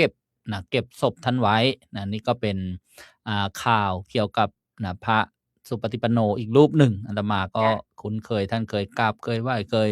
เปิดเสียงบรรยายธรรมเคยฟังเทศฟังธรรมนะอนุโมทนาอาจารย์ยอดก็ไม่ได้อยู่ในโลกนี้แล้วนะไปสู่ปรโลกเบื้องหน้าแล้วงั้นคำเขาลือก็เป็นจริงโยมก็ฟังอยู่ทุกวันก็นึกว่าท่านยังอยู่แต่ว่าเรื่องที่เขาพูดไว้เนี่ยโอ้โห5,000 กว่าเรื่องเราฟังปีนึงนี่ไม่หมดหรอกโยมจ้ะอนุโมทนาโยมก็ได้มาฟังท่านตอนนี้แหละ4-5 ปีมันนี่แหละก็ฟังมาตลอดชอบกฎแห่งกรรมดีแล้วโมทนาเจริญพรไม่รบกวนวันนี้ส่วนมากก็ไปถือศีลอุโบสถนะอยู่วัดกันนะโยมนวลซี่บอกว่าวิทยุรุ่นนี้ปลุกเสกด้วยเจริญพรครับพระอาจารย์รายการนี้ไม่ใช่ข้อเพลงนะรายการนี้เขาส่วนมากก็จะข้อวิทยุข้อธรรมะข้อเพลงต้องไปพี่ดีโดนะร้องเพลงได้ไหมร้องไปแล้วไม่ใช่เลยวันเนี้ยน้องนิดอุดรน้องพรอะไรขอนแก่นอะไรนั่นนะโอ้อาจารย์เพราะว่าอาจารย์แต่ผลิตวิทยุแจกญาติโยมเหรอ ก็ส่วนหนึ่งก็มีโยมร่วมบุญมา แล้วอาต อ๋อ มาก็ ก็ เอามาใส่นี่มาใส่แบตเตอรี่ที่ชาร์จได้ก้อนเล็ก ๆ แล้วก็ประหยัด เดี๋ยว ก็เลย ผม บอกโย ผม ม ว่าอาตมาเนี่ยกำลังสร้างวัตถุมงคลปลุกเสกเครื่องราง ค่อนข้าง ผมบอกพระอาจารย์ไว้เดี๋ยวผมว่าจะไปเข้าไปหาพระอาจารย์ยังไม่ได้เข้าไปบอกพระอาจารย์ไปแล้วอะ เจริญพรแล้ว ครับ โยมแม่บ้านเป็นไงบ้างดีขึ้นหรือยัง ก็ดีขึ้นแล้วพระอาจารย์ดีขึ้นแล้ว อ๋อ คุณนาย อนุ ก็ โม ดี ท ขึ้น นา แล้วคุณนาย สา นี่ ธุ เนี่ยชีวิตมนุษย์เป็นอย่างเงี้ยผมเหนื่อยกับนา อ้า นาว แปลงเล็กน่ะ แล้วจะให้มันเป็นยังไงล่ะชีวิตมนุษย์ถ้าไม่เป็นอย่างเงี้ย ก็เนี่ยก็อย่างที่พระอาจารย์ว่านาทุ่งเล็กมันเหนื่อย อ๋อ หนาพื้นน้อย แต่พูดไปเดี๋ยวมันจะไม่เหมาะกับออกอากาศอีก ครับ เนี่ย ครับผมเข้าใจพระอาจารย์ผมเข้าใจ ครั อบ นุโมทนาสา ครั ธุ บ สาธุเจ แต่ ริญ ผมมี พ โอกาส ร เดี๋ยวผมไปพระอาจารย์ เจริญพรสา ผ ธุ มก็ธรรมะอยู่นะ ผมไม่ใช่อะไรผม ดีแล้วดีแล้ว ครับผม เจริญพรนี่ก็ ครับค สา รับพระอาจารย์ สาธุโยมจากบางปะมานะก็เป็นแฟนรายการนะลูกทุ่งด้วยนะธรรมะด้วยอนุโมทนาพี่โยมดีโดสอนเพชรดำบันวัดพิษโสภารามนะมาแล้วเจริญพรแม่ชีนิด มาตรการค่ะ ยังอยู่ ยังอยู่แหมจะพูดให้อาจารย์ฟังว่าเมื่อวานจะไปเยี่ยมพระลูกชายมา อ๋อเขาแล้วตกลงไปห้าหม้อไหม โอ้ยเขาไปตั้งร่วมครึ่งเดือนแล้วเขาไปเรื่อยแหละ อ้าวแล้วมาล่าสุดบอกว่าไม่ยอมไปห้าหม้ออะที่บอกว่าให้ไปบอกว่าอาตมาบอกอ่ะ ที่แรกกันไม่ยอมไป แต่ทีนี้ฉันไม่ได้ติดต่อเขาว่ามันไปไม่มีคนพาไปอ่ะ อ้าวอยู่กัน ฉันก็ คนละวัดเหรอนึกว่าอยู่วัดเดียวกัน นึกว่าอยู่ใกล้ๆกัน คนละวัดเขาอยู่วัดข้ามมา โอ้อาตมาก็เข้าใจผิดนึกว่าอยู่ที่เดียวกัน เขาอยู่วัดข้ามอาจารย์ อ๋อ ลูกเขาไปคว้าแล้วเขาไม่มาบอกฉัน อ๋อ มันเป็นไอ้เนี่ยเป็นไอ้โรคอะไรโรคใจโรคอะไรความดันอะไรเนี่ย อ๋อเขาเรียกว่าโรคไม่ติดต่อโรค NCD เบาหวานความดันไขมันแต่แล้วก็มือเขาข้างซ้ายเนี่ยจับอะไรไม่ได้เลยอาจารย์ อ๋อเกี่ยวกับเส้นเลือดบางทีก็ในสมองบางทีก็หัวใจใช่ไหม เพราะว่าแกไปฉันข้าวบ้านงานก็ไปชักอยู่บ้านงานนะ โอ้อ๋อ เขาก็พาไป เขาก็ไม่มาบอกฉัน อ๋อ อย่างนี้เมื่อวานฉันไปแกก็เล่าให้ฟัง อ๋อ นี่ก็ยังต้องไปหาหมออยู่เรื่อยเลยอาจารย์ ดีแล้วนะมีโรงพยาบาลมีหมอรักษานะ จะเป็นมากเลยอาจารย์ คือ เป็นมาก ป่วยไม่ดี แต่ที่ดีก็คือเขาถึงการรักษาได้ง่าย แล้วก็ดีนะประเทศไทยนี่ดีนะถ้าไปดูบางประเทศที่เคยไปเห็นมานี่โอ้โหลำบากเจ็บใครได้ป่วยครั้งหนึ่งเนี่ย ประเทศที่ยังไม่เจริญพอก็ลำบากประเทศที่เจริญแล้วนะก็ลำบนนะเพราะว่าอะไรเพราะว่ามันแพงมันเข้ารักษายาก มันมีลำบากกับลำบนด้วยนะ ก็หลานเขาไม่มาบอกนะอาจารย์ฉันก็ไม่รู้ นี่แหละนะรีบทอรีบพายนะรีบไปนิพพานกัน จะได้ไม่ต้องมาเวียนเกิดเวียนแก่เวียนเจ็บเวียนตายมาร้องไห้ เพราะรักกันจากกันรักกันชอบกันไม่ได้กันบุญเหล่านั้นไม่มี เขาก็อายุมากแล้ว60 กว่าแล้ว เจริญพร โอ้ยฉันก็ว่าอยากจะโทรปรึกษากับอาจารย์โอ้ย อ๋ออาจจะปรึกษาก็ปรึกษาเวลาราชการนะบางคนเนี่ย5 ทุ่มเที่ยงคืนตี 1ว่าถ้าคืนไหนอาตมาลืมปิดสัญญาณโทรศัพท์นะโอ้โหเดี๋ยวโทรกลายเป็นไม่ได้จำวัดรับนอนก็เลยต้องปิดสัญญาณก ฉั ลาน ง ก็ คืน ไม่กล้าโทรกลางคืนเนี่ยเกรงใจอาจารย์มัน ถ้า จะไม่ เวลามาตรฐานก็คือเวลาราชการนะโยม8 โมงเช้าถึง 16 นาฬิกาหรือว่า4 โมงเย็นนี้ไม่น่าเกลียด ได้ โอ้ย เอาเป็น แต่ มัน อา ก็ จารย์ปลอบใจมั่งอะไรมั่งไว้ใจดีหน่อย มันก็ธรรมดา มันก็ธรรมดา จ้ะ โลกมนุษย์เป็นอย่างนี้นะ ถ้าไปโลกสวรรค์ไม่เป็นอย่างนี้ ถ้าไปพรหมโลกก็ไม่เป็นอย่างนี้ ก็รู้ ถ้า แห อยู่ ละ โล อาก ม จา นุษย์มัน ร เป็น ย์ อย่างนี้ รู้ แต่ว่ามัน อื โอ๊ ม ย มัน มัน ยัง ยังไงอะ มันยังไปไม่ได้นะ จ้ะ ฉันไป รู้ ไม่ได้ ตัณหาผูกพัน อาตมาก็ยังไปไม่ได้ ยังทำวิทยุไม่เสร็จ โอ้ อา ขอบคุณอาจารย์มาก อยู่กับบุญกุศลนะ พระพุทธเจ้าส จ้ะ อนไว้แล้ว ละบาป ทำบุญ แต่ที่สำคัญคือทำจิตใจให้ผ่องใส เนี่ยสำคัญเลย ข้อโอวาทพระพุทธเจ้านะ โอวาทปาติโมกข์นะ หรือว่าหัวใจคำสอนของพระพุทธเจ้า ของพระพุทธศาสนานะ ละบาป ทำบุญ ทำจิตใจให้ผ่องใส พอจะทำอะไรนะ บาปหรือเปล่า บาปก็ควรทำหรือควรละ อันเนี้ยนะ เห็นไหม จ้ะ มันก็ไม่ ก็ ยากอะ แต่มันทำยากนะ ก็ ฉันก็ได้อาจารย์เนี่ยคอยปลอบใจฉัน อาจารย์ แล้วก็ ฉันไม่รู้จะพึ่งใครแล้ว มั ก็ นไม่มี ก็อาตมาก็ช่วยเสกอะไรให้โยมไม่ได้ ก็ต้องไปปลอบอกปลอบใจบอกธรรมะไปอย่างนั้นแหละ ถ้าเสกให้ได้นะก็เสกหมดแล้ว เพี้ยงหาย เพี้ยงหาย เพี้ยงรวย เพี้ยงรวย ขอบคุณอาจารย์มาก ก็ให้โยมมาโทรคุยมั่งเนาะ อ้าว แน่ ตัวเองคุยพอแล้วก็ครึ่งให้คนอื่นโทรบ้าง ขอบนมัสการค่ะ โมทนาเจริญพร สาธุ แม่ชีนิดจากวัดดอนยาง อำเภอบางสะพาน จังหวัดประจวบคีรีขันธ์ เจริญพรโยมยายบุญส่งพุ่มพันธุ์วงศ์ เข้าพระอู่ทอง โยมมวลมาลัยอู่ทอง โยมปลา เกษินี สวัสดีแม่ชีนิด โยมกรสวยอุบล โยมเคโอ ก็เข้ามาหัวเราะ ไม่รู้ว่าหัวเราะอะไร เต็มเลย โยมนวลศรีนะ บอกว่าวิทยุรุ่นนี้ปลุกเสกด้วยปกถาที่เข้มขลัง เจริญพร โยม สวัสดีครับลุงนะ วิทยุยังดังอยู่เปล่าโยมโปย ดังครับ นี่ ลุงนะ เจริญพร ที่ผมมีอยู่เครื่องหนึ่งครับเรื่องที่ลุงนาถามอะ ไอ้วิทยุมีแบตแล้วเหรอ ครับ อ๋อ ไปซื้อมาเหรอโยม มาแล้วครับตั้งปีครับ อ๋อ ถ้านานๆแล้วแบตมันจะเสีย เรื่องถ้าลุงน้ำมาให้ว่าให้ไปทำครับ อ๋อ เดี๋ยวต้องรอคิวก่อน เดี๋ยวทำในปัจจุบันที่ค้างๆไว้ให้เสร็จก่อน ครับ อันนั้นเอาไว้อย่างนั้นก่อน อ๋อ ทุกวันนี้ฟังชัดดีใช่ไหมที่เอาไปให้วันนั้นอะ ชัดครับ เดี๋ยวจะทำแบบใส่ถ่านไปให้ ใส่แบตที่ชาร์จได้อะไม่ต้องไปซื้อถ่าน ครับ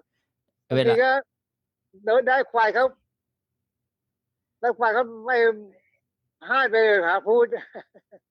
อ๋อสายไฟบางทีมันอันตรายโยมนอนอยู่ใกล้ๆกับปลั๊กบั๊กอะไร ใช่ ทีเนี้ย เปิดไฟ ถ้าแบบที่ทำเนี่ย พอชาร์จ ครับ ครั้งหนึ่งเต็มอะ5 ชั่วโมงเนี่ย ฟังไปเถอะ 2-3 วันยังไม่หมดเลย ครับ มันจะ นั่นก็ที่เขาซื้อมานะก็4 วัน5 วันอ่ะ อ๋อจ้ะ แต่ของผมปล่อยได้นะปล่อยเทศได้แล้วก็ฟังนาด้วย อ๋อ เดี๋ยวทำไปให้ใหม่นะ ครับ รู้จักแล้วบ้านมีเลขที่9นะปากซอยอะเลข ครับ 9 เลข 9 มีเลข 9 เจริญพร ครับสวัสดีครับ โยมโปรยช้างนิ่มนะจากบ้านสำนักอำเภอเมืองสุพรรณบุรี นี่นอนติดเตียงเลยนะเนี่ยนะค่าไม่มีค่าขาด เจริญพร นมัสการครับพระอาจารย์ เป็นยังไงบ้างโยมสานนท์ ครับเมื่อเช้านี้ก็ที่ประมาณ10 โมงนะครับ ผม ว่ายังไง แบบว่าไอ้ผมพูดไม่ดีไปไงบรรพระด้วยไง อ๋อต่อไปก็จะพูดอีกก็เตือนใจตัวเองโอ้ไม่วันนี้พูดไม่ดีเลยคราวหน้าไม่พูดอีกละอะไรอย่างเงี้ย นั่นแหละ ถูกต้องแต่มันแวบเดียวไงก็รู้ตัวอยู่ ก็ ทีนี้ว่า เป็นธรรมดาปุถุชนผิดบ้างถูกบ้าง ครับ แต่นี่ว่ามันไอ้นี่ให้พวกมาดึงสายน้ำมันไง อ๋อ สายน้ำมันรถอะ มันมีเหตุให้โกรธมีเหตุให้ต้องพูด ก็ มัน ก็ มี ผมถึงได้พูดว่า มันมี ผ ช ม น ไม่ วน น่าให้ เออ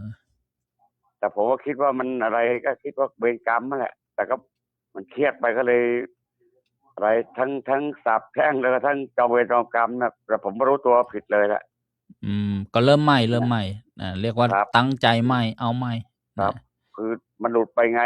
ก็รู้ตัวว่ามันจริงๆมันก็น่าโมโหตัวเองเหมือนกันแหละ คนที่รู้ตัวเนี่ยยังกลับมาดีได้นะครับคนบางคน ครับ ทำผิดแล้วยังไม่รู้ตัวยังหลงไปอยู่ อันนั้นก็ มันจะหนักไปเรื่อยนะ ก็เรื่องจริงไง แต่ผมก็อยากว่าให้ถ้าออกอากาศก็ให้เตือนคนเอาไว้ดีที่สุดแหละในเรื่องจริงผมเชื่อทัน คื ที อ เลยแหละ ยุคนี้สมัยนี้มันเขาเรียกว่าคนมันอารมณ์เสียง่าย หัวร้อนน่ะ คนมันไม่ใจเย็นน่ะ มี ผมเข้าใจไง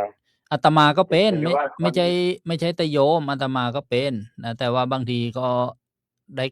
ด้คิดได้เร็ว ยับยั้งได้บ้างเคยฝึกบ้างอะไรบ้างเนี่ย ครับ มันวิบเดียวจริงๆก็ยอมรับไม่น่าเป็นไปได้เลยอะอารมณ์อะ นั่นแหละ นะ โทษของมันเนี่ย มันมีโทษไอ้พวกกิเลสเนี่ยเห็นไหมโทสะความโกรธเนี่ยนะครับ มัน ก็ไม่ก็ได้ไงพอดียับยั้งได้ แต่มันพูดไปแล้วมันเอาคืนไม่ได้ไง ใช่มันไป มัน แล้ เอา ว คืนไม่ได้เลยอะมันเหมือนว่าไปอาฆาตไปแล้วไง ก็เป็ แล้ น วก็สาปแช่งอีกอะไรเงี้ยโอ้โหไปเข้ารกไปเลยเงี้ย เป็นประสบการณ์ที่ไม่ควรที่จะทำอีก ครับ นี่แหละเรื่องจริงเลยละผมเชื่อทุกวันนะผมก็รับทุกวันนะกฎแห่งกรรมจริงอะ ไม่ นี่ เป็น รับรองได้พูดจากใจแท้จริงแล้วก็เจอจริงด้วย ก็ แต่ นี่ คน นี่ อื่น แห ก็ ละ ไม่ เขา เชื่อ ว่า หรอก โทษของวัฏสงสารการเวียนว่ายตายเกิด เราไม่พ้นไปมันก็จะมาเจอกันแต่สิ่งเหล่านี้แหละบางทีก็แย่งข้าวกันกิน แย่งที่ดินกันอยู่ แย่งคู่กันพิศวาสแย่ง โอ้โห อำนาจกันเป็น สุด ให ย ญ่ อดเลย ทุกวันนี่แหละสุดยอดแล้วแหละ มันก็ นะ ให้เห็นโทษอะเห็นโทษเห็นภัย ครับ แล้วเราจะได้เตือนนะตัวเองตนเตือนตนของตนให้พ้นผิดตนเตือนจิตตนได้ ใครจะเหมือนตนเตือนตนไม่ได้ ใครจะเตือนตนแช่เชือน ใครจะเตือนให้ป่วยการนะ ใช่ถูกต้องไอ้นี่ถูกต้อง แต่ผมก็ยอมรับว่าโอ้โหวิบไปนิดเดียวแล้วก็ยังบอกว่า อย่าให้คนบอกว่าถ้าเป็นไปได้ก็บอกว่า ผมไม่อยากให้ใครมาเป็นเหมือนผมอีกเลยนะเรื่องจริงนะทุกวันนั้นมีความจริง เวลา ผม เราฟังธรรมเราจะได้ประโยชน์เช่นฟังหลวงพ่อจรัญท่านบอกว่าชีวิตท่านเนี่ยมีแต่ให้กับช่วยนะไปไหน นั่น ปากอย่าไวใจอย่าเบาเรื่องเก่าอย่าไปรื้อฟื้นเรื่องคนอื่นอย่าไปสนใจ ครับ ดูตัวเอ แล้ว งพิจารณา ผม ตัว ฟัง เอ ต ง ลอด อืม ผมก็ฟังตลอดนะ ก็ แล้ว ดี ก็ แล้ว ถูกใจทุกสิ่งทุกอย่างเราเรื่องจริงนะแค่พูดถึงตรงว่า แต่เมื่อกี้เหมือนโยมผู้หญิงว่าอะไรนะสามชุกกับเนี่ย มันไม่ คลื่ ค่อน ยตรงกันหรอก คลื่น แต่ก็หลุดจริงๆพระอาจารย์มันช่วยไว้รายการจริงๆเลยอะ เจริญพรไม่เป็นไร แต่เมื่อวานหมายว่าสองรายการเนี่ย คุยคนละอย่างพระ ส บุเรียมแม่หนึ่งแล้ว สองสถานีไม่เหมือนกันนั่นเหรอ ครับน่าจำได้ อ๋อ เพราะผมก็ฟังด่านช้างกับฟังนู้นแหละพูดไม่เหมือนกัน อืม หมายความว่า เจ คือ ริ เป็ ญ น พร เทปด้วยกับอะไรด้วยไง ใช่เมื่อวานน่ะ นั่น ที่บอกว่าอินเทอร์เน็ตที่อาตมาเนี่ยมันขัดข้อง บางทีมันหลุด ครับ ไปบ้างมันช้าไปบ้างเพราะว่า นั่นแหละ เสียงสัญญาณนี้ต้องใช้เชื่อมโยงกันนะ ผมฟังตลอด ดีแล้ว ก็ ดีแล้ว ฟัง แล้วก็พระธาตุภิกขุนะผมก็ยังฟังเลยยันเที่ยงคืน อ๋อสาธุ เมื่อวันซืนนู่นแหละน่าจะใช่แล้ว ดีแล้ว ป ดี ระมา แล้ ณ ว นั้นแหละงั้นก็ผมรบกวนแค่นี้นะพระอาจารย์ โม นะ ทนาเจริญพรเริ่มใหม่เอาใหม่หกล้มแล้วต้อง ครับ หกลุก มัน โยม มันไม่ค่อยสบายใจเลยพูดเตือนว่าถ้าออกอากาศก็ให้บอกเขาอะไรเงี้ย มันดีที่สุด เจริญพร กราบ เจ น ริ มั ญ ส พ การ ร ครับพระอาจารย์ สาธุสำรวมระวังต่อไปก็เรียกว่าการสำรวมระวังต่อไปนะผิดพลาดบกพร่อง อย่ามองเศร้าก็ใครเล่าในเลยไม่เคยผิด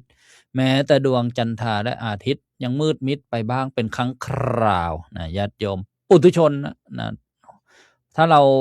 มีความคิดแบบนี้นะคำว่าใจเย็นให้อภัยซึ่งกันและกันได้เนี่ยคิดด้วยความเมตตานะเห็นความผิดของคนอื่นว่าน่าสงสารจะต้องไปรับกรรมถูกทำโทษทั้งในปัจจุบันทั้งอนาคตสร้างภพสร้างที่อยู่ให้ตัวเองเช่นใครล่ะสร้างเรือนจำใครล่ะสร้างนรก ใครล่ะ สร้างสวรรค์ก็แต่ละคนแต่ละท่านก็สร้างกันขึ้นมาเองนะเพราะฉะนั้นเนี่ยการกระทำต่างๆมันก็มีผล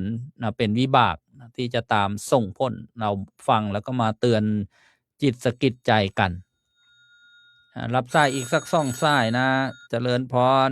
โยมประจวบบางเลน กราบนมัสการเลยหลวงพ่อ สาธุ เมื่อวานหนูไปบางเลนมาร้านป้ามาลัยขายผลไม้เขาถามหนูว่า มีเทปตาอะไรนะลุงยอดขายไหม ไม่มีเดี๋ยวนี้เขาไม่มีแผ่นไม่มีเทปแล้วเขาไม่ผลิตกันแล้วนะโยมเขาก็ดูเขาเรียกว่าดูใน YouTube มาเยอะ แล้วก็ถ้าอยากจะได้ก็ต้องเอาเขาเรียกไอ้แฟลชไดรฟ์ไอ้ตัวเท่านิ้วชี้นะมาขอข้อมูลให้ฟรีนะ อืม ก็มีเยอะเพ แต่ ราะว่า จะไปเปิดที่วัด อ๋อ หนูก็เลยบอกเอาวิทยุไปเปิดเลยลุงบอกเปิดไม่ได้เดี๋ยวพระไล่ออกไม่ทัน มาตอนเพลพอดี เจริญพร ไปเปิดให้เขาไปรบกวนท่าน ได้คนกวางแล้วที่ตลาดบางเลน ดีแล้วรู้จักกันไว้ จะได้รู้จักคนนั้นฟังคนนี้ฟังอะไรอย่างเงี้ยนะ หนูรู้จักกันอยู่นานแล้วฮะแกขายผลไม้ อ๋อเนี่ยแหละ เมื่อวานหนูเดินพอดีเนี่ยท่านเปิดอาจารย์ยอดอยู่พอดี ฟังเพลินๆเวลาเราทำการทำงานนะฟังผ่านไปผ่านมานะก็วันหนึ่งแป๊บเดียวนะ ค่ะ แป๊บเดียวที่บอกว่า100 ปีของโลกมนุษย์เนี่ยถ้าก็วันหนึ่งคืนหนึ่งของเทวโลกสวรรค์นะมันแป๊บเดียวจริงๆไงโยมเดี๋ยวหมดวันหมดวันชีวิตเนี้ย จะไปจากบางเลนเมื่อกี้หนูมาเปิดหลวงพ่อมานี่ จะเริ่มวันนี้ว่าจะประชาสัมพันธ์งานบุญทิ้งทานที่วัดไผ่ลงวัวโยม พรุ่งนี้ ก็บอกว่าเริ่มวันนี้แล้วเนี่ย วันนี้เขายัง วัน ตั้ง นี้ อยู่มั้ง วันนี้แล้วมีการแสดงแล้วนะแล้วก็ถึงวันที่29นะโยมที่อยู่ทางสองพี่น้องที่วัดไผ่ลงวัวเขามีประเพณีทิ้งทานวัดไผ่ลงวัวหลวงพ่อขอมอำเภอสองพี่น้องก็ประชาสัมพันธ์ให้ทราบ21 ถึง 30 สิงหาคมเนี่ยปีนี้เป็นครั้งที่54แล้วนะประจำปี69เนี่ยนะมี เคยไปอยู่เที่ยวเดียวเนี่ย มหกรรมร้านค้าร้านอาหาร เยอะ ต่างๆนะการแสดงต่างๆโอ้ยนะลิเกดนตรีอะไรต่างๆนะมีเยอะแยะเลยนะ เดี๋ยว ใครไปเที่ยวก็ไปเงี้ยดูเสาวิทยุได้นะอยู่ตรงโรงเผาขยะนั่นแหละเสาแดงๆสูงๆตรงประตูที่มีป้อมตำรวจนั่นน่ะโยมนั่นแหละ เห็นว่าห้องสีเทาๆนั่นนะห้องเครื่องวิทยุนะไปดูอย่างเดียวแล้วก็โมทนานะอย่าไปทำอะไรมันนะ แม่รำคาญ คนขับรถกับข้าวทางประตูหลังนี่ อ๋อจ้ะ เมื่อวาน วัน ก็ไปมา เจริญพร ซื้อวิทยุมาให้คนแก่ติดเตียงอยู่บ้านเครื่องหนึ่งเมื่อวาน อ๋อรับได้ไหมรับคืนถึงไหม ได้จ้ะ อ๋อโมทนาด้วยได้ให้ธรรมะเป็นทา เดี๋ น ยวของ นะ หลวงพ่อออกมาค่อยเอาที่หลวงพ่อไปให้แจกเครื่อง ได้เนี่ยกำลังปลุกเสกกันเมื่อเช้าลองแล้ว โอ้โห ไม่ลด เขายังไม่เหนียว แพ้เบลอ ควันขึ้นเลยโยมควันขึ้นเลยเมื่อเช้า อนุโมทนานะสาธุ สาธุสาธุ เจริญพรก็เป็นเสียงผู้ฟังวิทยุกระจายเสียงนะสายสุดท้ายนะเจริญพรเวลาหมดแล้วนะเจริญพร นี่เห็นเปล่า ไม่เห็นได้ยินแล้ว เห็นไหมล่ะ ไม่เห็น เอาเบาวิทยุก่อนนะที่โทรเข้ามานะออกอากาศอยู่เดี๋ยวเสียงสะท้อนเข้ามาเจริญพร อีกอย่าง ปิดวิทยุ ฟังจากโทรศัพท์ ฟังจากโทรศัพท์ นมัสการเจ้าค่ะ เจริญพรออกอากาศแล้ว จะข้อวิทยุจะเครื่องหนึ่งค่ะ เอาเครื่องเดียวเลยมันจะพอกันไหมล่ะ ท่านคนเดียวค่ะ ตอนนี้อายุ72เข้ามีโทรศัพท์ดูกันทุกคนค่ะ ท่านมีคนแก่อยู่คนเดียวเนี่ยค่ะ โยมชื่อเลียงเสียงใดบ้านอยู่ไหน อยู่ชื่อโอนสุดแก้วค่ะ อยู่วัดหนองบัวสะปทุมค่ะ อ้นสุดแก้ว จ้ะ วัดหน้องบัวสระปทุม จ้ะ อยู่ทางไหนล่ะเนี่ย อยู่ทางคลอง18ค่ะ พอถึงคลอง18ก็จะเลี้ยวเข้ามาถึงวัดละค่ะ บ้านอยู่หล่างโรงเรียนวัดสะปทุมอะค่ะ ทางดอนเจดีย์นี่หรือเปล่าโยม ไม่ถึงดอนเจดีย์ค่ะ แล้วจะแยกน้ำมันกงอะค่ะ อ๋อ จ้ะแล้วก็ขับตรงมาค่ะ พอมาก็จะมีวัดอยู่สะปทุมหนองบัวละค่ะแต่บ้านอยู่ใต้โรงเรียนค่ะ ก็ฟัง อ้าว บ้านเลขที่เท่าไหร่เดี๋ยวจดบ้านเลขที่ก่อน 143/2ค่ะ หมู่ หมู่5สนามขีค่ะ อำเภอเมืองนะ อำเภอเมืองค่ะ อ๋อตรงนี้มันเขตติดต่อไล่อำเภอ ก็พี่สมพงษ์ที่อยู่ตั้งสลานะคะไอ้ก็รู้จักกันค่ะ ที่เขาอยู่เขา อ๋อ จ้าจะอยู่ใกล้กันน้องสลาค่ะ แต่ฉันอยู่ตะวันตกน้องสลาค่ะ น้องสลาก็ผู้ใหญ่บำรุงกับโยม จ้ะ โยมชิดนะ จ้ะ อยู่หรือยังอยู่หรือ จ้ะ เปล่าโยมชิด ฉันก็ไม่รู้ฉันก็ไม่ค่อยได้ไปไหนค่ะ คือว่าถีบได้แต่จักรยานปั่นได้แต่จักรยานแต่มอเตอร์ไซค์ขับไม่เป็นค่ะ ไปเที่ยวห้าหน่อย อ๋อ เคย แต่ ไป ว่าเราเขาซื้อมาให้200 กว่าบาททีนี้กลางคืนได้ฟังไม่ได้เลยค่ะ เครื่องมันเล็กหรือไงโยม จ้ะแค่เครื่องเล็กค่ะ อ๋ออ่ะ อืม จด ก็ ชื่อไว้แล้วนะ สาธุ ค่ะจ้ะ อ่า แค่นี้ก็มาตรการ เจ เจ้า ริญ ค่ะ พร จ้ะ นี่รายการอื่นเขาก็ข้อเพลงให้คนนั้นคนนี้รายการนี้ก็ข้อวิทยุ ข้อเครื่องรางของขลังวัตถุมงคลนะโยม อนุโมทนาเจ้าภาพเจ้าศรัทธาทุกท่านโยมนวลซี่ยังเข้ามาหัวเราะอยู่เป็นระยะโยมเชียงใหม่นะบอกว่าค่ำพระจะบาปไหมไม่บาปเลยโยมอย่าไปเครียดนะทำใจให้ผ่องใสเข้าไว้ อนุโมทนานะญาติโยมผู้ชมผู้ฟังนะทุกท่านเลย แล้วก็กราบขอบพระคุณครูบาอาจารย์ผู้อำนวยการผู้บริหารสถานีทุกคลื่นความถี่อนุโมทนานะญาติโยมผู้อำนวยการผู้บริหารสถานีเจ้าหน้าที่เทคนิคประจำสถานีอนุโมทนานะเจ้าภาพเจ้าสถานเมื่อวันก่อนคุณโยมชุติวันพัชระชาววัดและครอบครัวนะจากบ้านโพเงินมาร่วมทำบุญสถานี700 บาทถวายปัจจัย4อาตมาภาพ500 บาทวันนี้ญาติโยมทำบุญบนศาลานะศาลาการประเรียนวัดท่าพระยาจากวันพระบำรุงสถานี240 บาทอนุโมทนาโยมปวินทวีกันจากบ้านนาวัดพระธาตุส่วนแตงสุพรรณบุรีนะรวมบุญมา 2,000 บาทบำรุงสถานี 1,000 บาทนะบำรุงปัจจัย4อาตมาภาพ 1,000 บาทอนุโมทนาบุญร่วมกันโยมป้าแถวโทรมาช้านะหมดเวลาซะแล้วนะวันนี้เวลาหมดเวลาแล้วก็นะอนุโมทนาเจ้าภาพเจ้าศรัทธานะทุกท่านแล้วก็ผู้ชม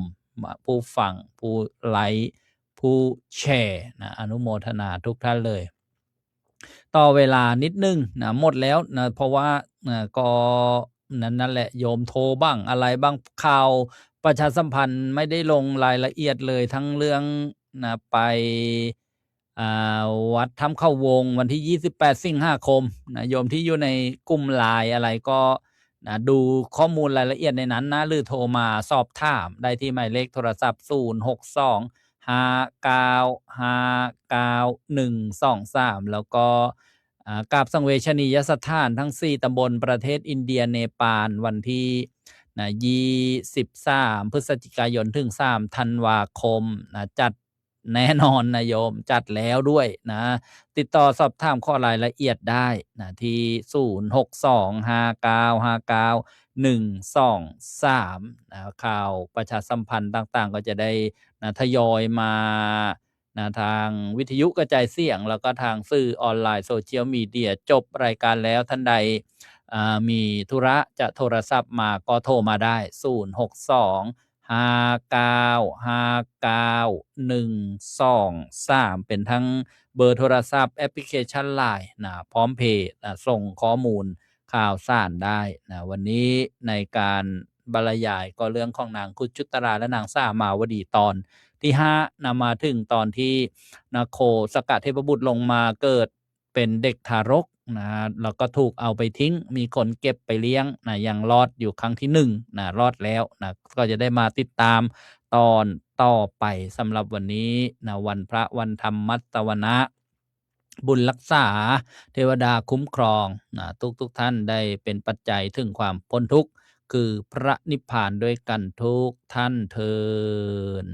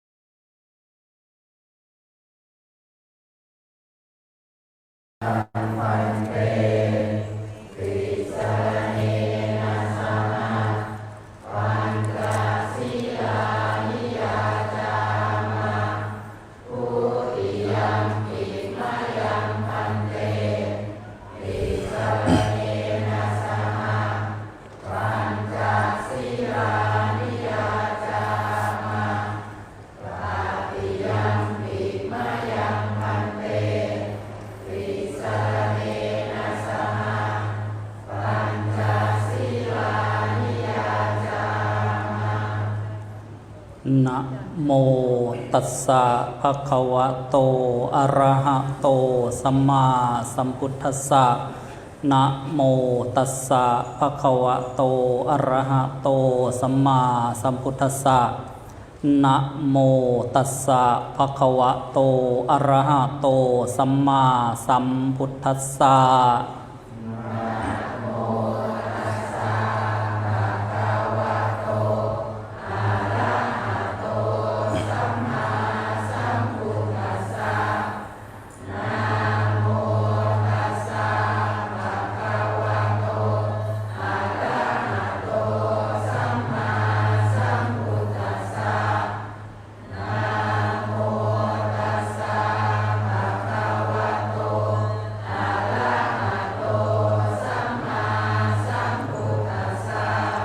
พุทธังสรณังคัจฉามิ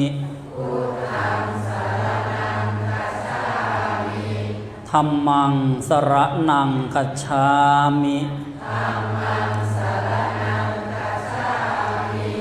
สังฆังสรณังคัจฉามิทุติยัมปิพุทธังสรณังคัจฉามิ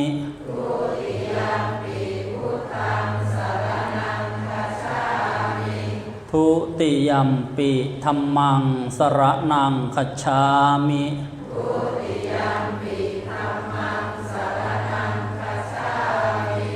ทุติยัมปิสังฆังสรณังคัจฉามิ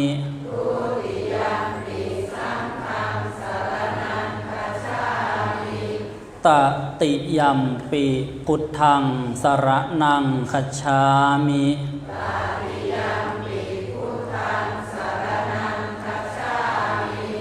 ต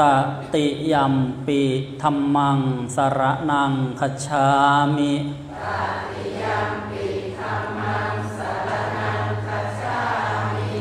ตติยัมปิสังฆังสรณังคัจฉา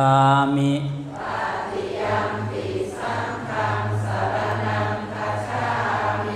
ติสรณะขมนังนิธิตัง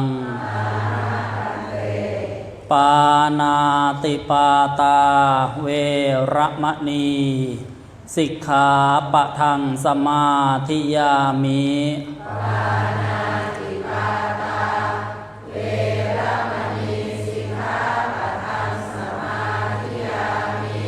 อาทินนาทานาเวระมณีสิกขาปะทังสมาธิยามิ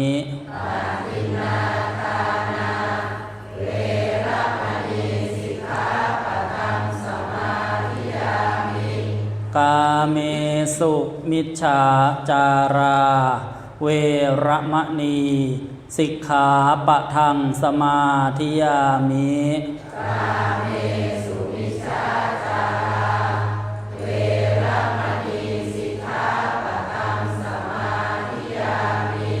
มุสาวาทาเวระมณี สิกขาปะทังสมาธิยามิ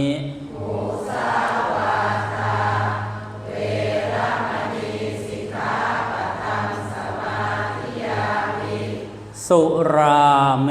รยมัชฌะปะมาทัฏฐานาเวระมณี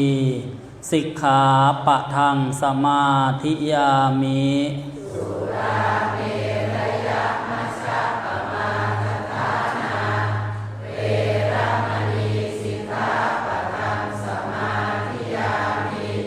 อิมานิปัญจสิกขาปทานิสีเลนะสุขติงยันติสีเลนะโภคะสัมปทาสีเลนะนิพุติงยันติตัสมาสีลังวิโสทะเย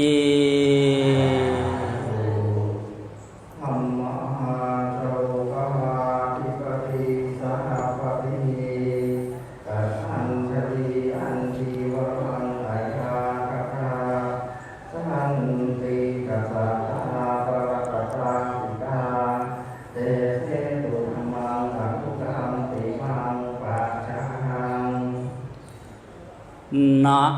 โมตัสสะภะคะวะโต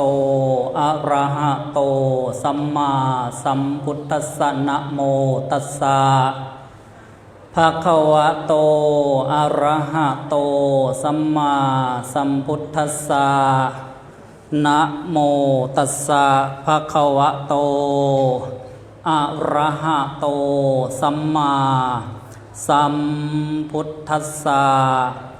สัพพะปาปัสสะอะกะระนังกุสลสูปสัมปทาสัจิตตปริโยทปนังเอตังพุทธานะสาสนันติณโอกาสบัดนี้อาตมภาพจักได้แสดงพระธรรมเทศนาเพื่อเป็นเครื่องประดับสติปัญญาส่งเสริมศรัทธาความเชื่อและวิริยะความภาคเพียรตามคำสั่งสอนขององค์สมเด็จพระบรมศาสดาสัมมาสัมพุทธเจ้าแด่ท่านพุทธศาสนิกชนผู้ใจบุญใจกุศลที่ได้มาประชุมกันณหอพระมนเทียนธรรมวัดพระศรีรัตนศาสดารามหรือว่าวัดพระแก้วแห่งนี้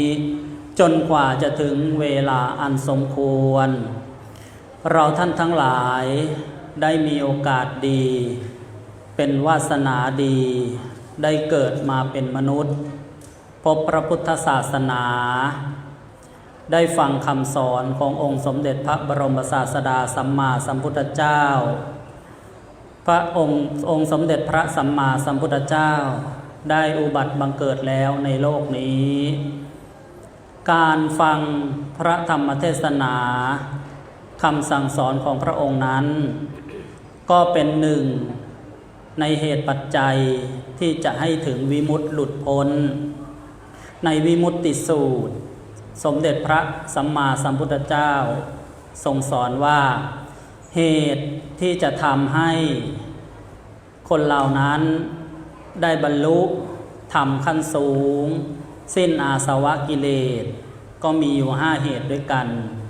ประการที่1เป็นผู้ที่แสดงพระธรรมเทศนาเมื่อแสดงพระธรรมเทศนาแล้วพิจารณาในบทพระธรรมคำสอนที่แสดงนั้นจิตก็เกิดปีติเกิดปราโมทย์สามารถที่จะถึงวิมุตติหลุดพ้นได้เหตุที่2เป็นผู้ที่ฟังพระธรรมเทศนาฟังแล้วพิจารณาจิตใจก็เกิดสมาธิเกิดปีติถึงความวิมุตติหลุดพ้นได้เหตุที่3ถ้าไม่ได้แสดงธรรมไม่ได้ฟังธรรมก็เป็นผู้สาธยายธรรมหรือว่าสวดสาธยายก็เป็นเหตุให้เกิดปีติเกิดปราโมทย์สิ้นอาสวะกิเลสได้ถึง ความวิมุตติหลุดพ้นไปจากอาสวะกิเลสเครื่องบักดองในสันดานได้ เหตุที่ 4ถ้าเราไม่ได้แสดงธรรมไม่ได้ฟังธรรมไม่ได้สาธยายธรรมแต่เราตรึกนึกพิจารณา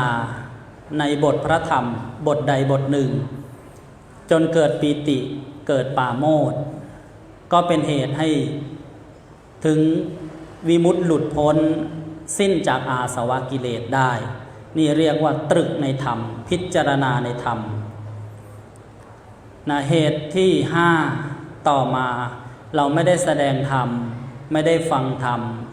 ไม่ได้สาธยายธรรมไม่ได้ตรึกในธรรมแต่เราเจริญสมาธิภาวนาวิปัสสนาภาวนาเรียกว่าเจริญภาวนานะสามารถยกระดับจิตของเราให้ถึงความวิมุตติหลุดพ้นได้นี่เป็นเหตุเป็นปัจจัยนะที่จะทำให้บุคคลผู้หวังถึงความวิมุตติหลุดพ้นไปจากการเวียนว่ายตายเกิดพ้นไปจากมหันนภพสงสารในเกาะแก่งแอ่งกันดารที่เราจะต้องรับกับความสุขบ้างความทุกข์บ้างตราบใดที่ยังมีการเกิดอยู่เราก็จะต้องได้รับสิ่งเหล่านี้เมื่อมีการเกิดขึ้นมาแล้วนะสิ่งที่ตามมาเราท่านทั้งหลายก็ได้ทราบกันอยู่มาบ้างแล้วนะว่ามีความแก่ตามมามีความเจ็บป่วยไข้ตามมาแล้วก็มีความตายความพลัดพรากตามมานะตามมากับความเกิดเมื่อเป็นดังนั้นแล้วจึงมีศาสดามีเจ้าลัทธิออกแสวงหาจากความหลุดความพ้นจากสิ่งเหล่านี้ตั้งแต่ในสมัยเก่าก่อนอดีตการนานไกลก็จะมีบุคคลที่เกิดความคิดอยากจะหลุดอยากจะพ้นไปจากสิ่งเหล่านี้บางท่านไม่ใช่เจอแต่ความทุกข์เหล่านี้แล้วอยากจะหลุดอยากจะพ้นบางท่านเจอความสุขนะความสุขความปราณีตแห่งสัมผัสแห่งความเป็นอยู่เรียกว่ามีเพียบพร้อมสมบูรณ์บริบูรณ์ทุกสิ่งทุกอย่างแต่ในจิตใจนั้นเกิดเบื่อหน่ายเกิดขึ้นนะเกิดความเศร้าใจ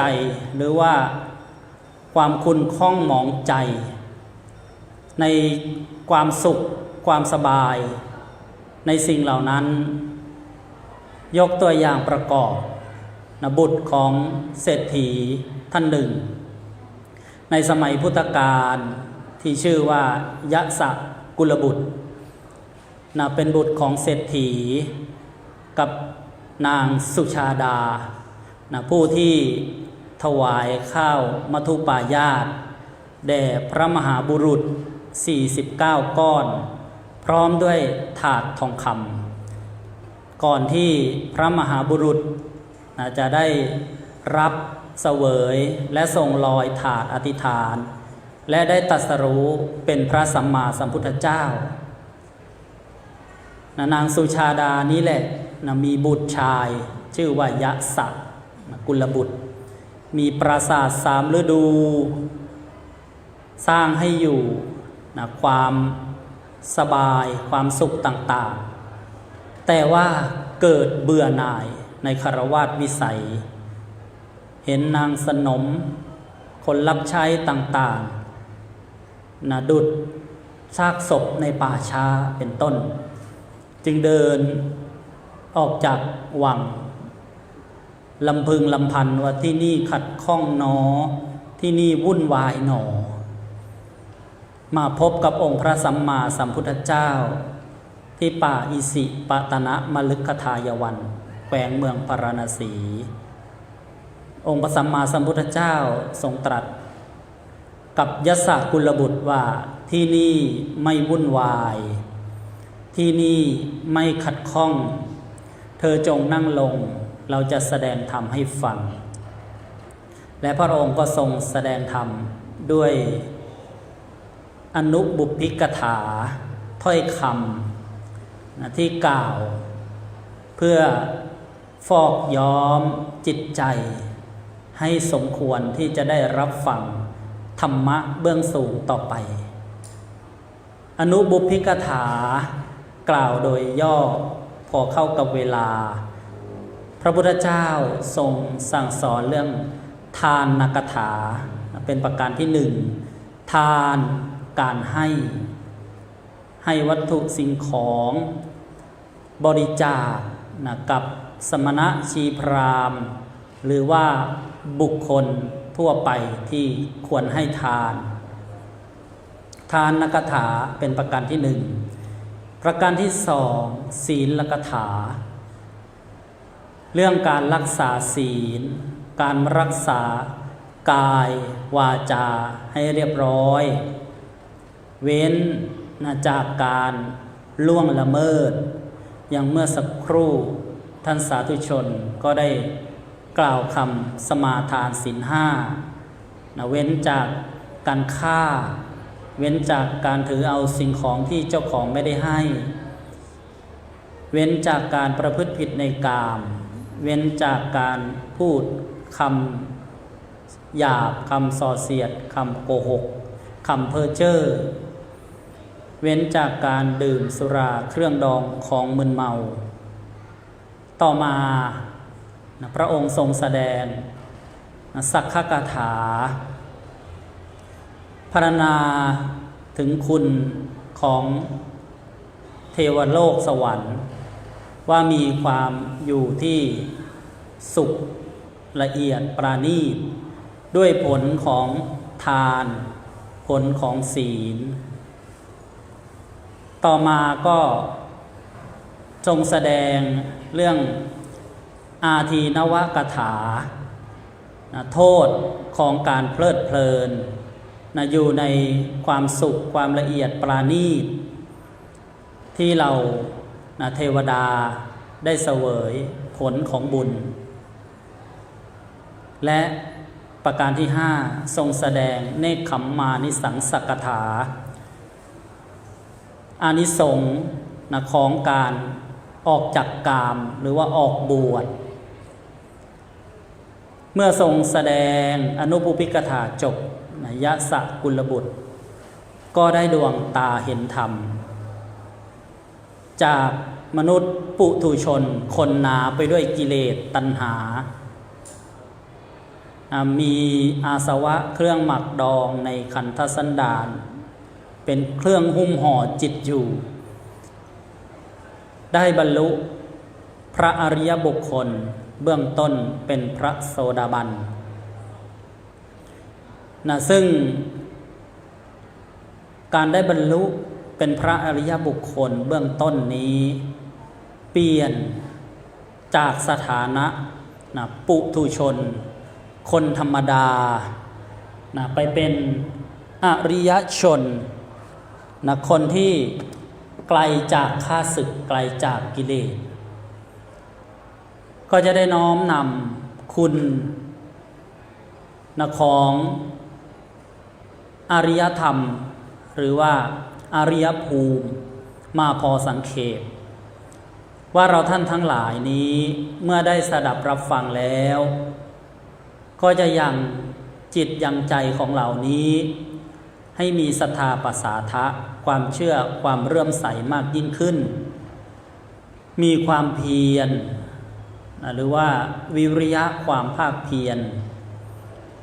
ในการประกอบบุญทานการกุศลเจริญภาวนามากยิ่งขึ้น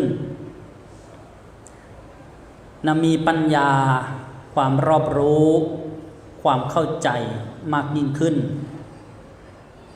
มีโยนิโสมนสิการการไข้ควรคิดพินิจพิจารณาในเหตุและผลในคุณของพระโสดาบันที่ ท่านยะสะกุลบุตรได้บรรลุเรียกกันว่าได้ดวงตาเห็นธรรมเห็นตามความเป็นจริงนะเปลี่ยนจากปุถุชนเป็นอริยชนแล้วจะไม่เวียนกลับถอยหลังไปเป็นปุถุชนอีกนี่เป็นคุณนะของการได้ดวงตาเห็นธรรมเราท่านทั้งหลายจะได้มีเป้าหมายปลายทางในการประพฤติปฏิบัติในทานก็ดีในศีลก็ดีในภาวนาก็ดีเป็นเข็มทิศเป็นจุดมุ่งหวังเป็นเขตแดนเป็นเส้นชัยที่เราจะต้องภาคเพียรดำเนินไป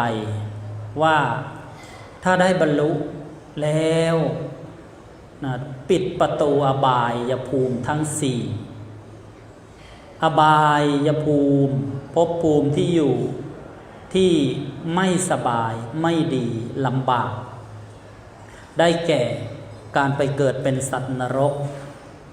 ทนทุกข์ทรมานต่อการลงโทษลงทันของนายนรยบาลทั้งหลายตามโทสานุโทษที่ได้ก่อกรรมทำเข็นมาเมื่อครั้งมีชีวิตอยู่ในโลกมนุษย์เป็นต้นเรียกว่าปิดประตูนรกประการที่หนึ่งประการที่สองนะปิดประตูที่จะไปเกิดเป็นเปรตมีหลายจำพวกด้วยกันด้วยเศษบาปอกุศลกรรมต่างๆปิดประตูและต่อจากนี้ไม่ต้องไปเกิดอีกในการเป็นเปรตนะประการที่สามปิดประตูที่จะไปเกิดเป็นอสุรกายเป็นปีศาจเป็นผีอันทุกข์ทรมานน่าหวาดกลัวด้วยอกุศลกรรมที่ทำมาประการที่สี่ปิดประตูที่จะไปเกิดเป็นสัตว์เดรัจฉานสัตว์ผู้ไปขวางนะเราอยู่ร่วมกับสัตว์เดรัจฉานในโลกของเรานี้ก็มีสุนัขแมวสัตว์เลี้ยงต่างๆนี่เรียกว่าอบายภูมิทั้งสี่ปิดแล้วปิดนานเท่าไหนคือเราไม่ไปเกิดอีกแล้วอย่างน้อยไม่เกิน7 ชาตินะเราจะไปเกิดอีกก็ไม่เกิน7 ชาติก็จะได้เข้าสู่พระนิพพานสิ้นความทุกข์ทั้งปวงสิ้นอาสวะกิเลสหมดเหตุที่จะต้องไปเวียนว่ายตายเกิดบางคนบางท่านก็อาจจะเกิดความสงสัยว่าทำไมผู้บวชนะพระศาสดาผู้นำลัทธิต่างๆจะต้องมุ่งหมายไปที่ความหลุดพ้นบ้างก็ว่าพระนิพพานบ้างก็ว่าโมกขะบ้างก็ว่าแดนสุขคาวดีนะทำไมจะต้องไปมุ่งหมายอย่างนั้นก็เพราะว่าการเวียนว่ายตายเกิดนะที่ได้แสดงในเบื้องต้นนั้นนะเป็นเหตุทั้งความสุขและความทุกข์สุขก็ดีทุกข์ก็ดีไม่จีรังยั่งยืนนะบางคนในปัจจุบันนี้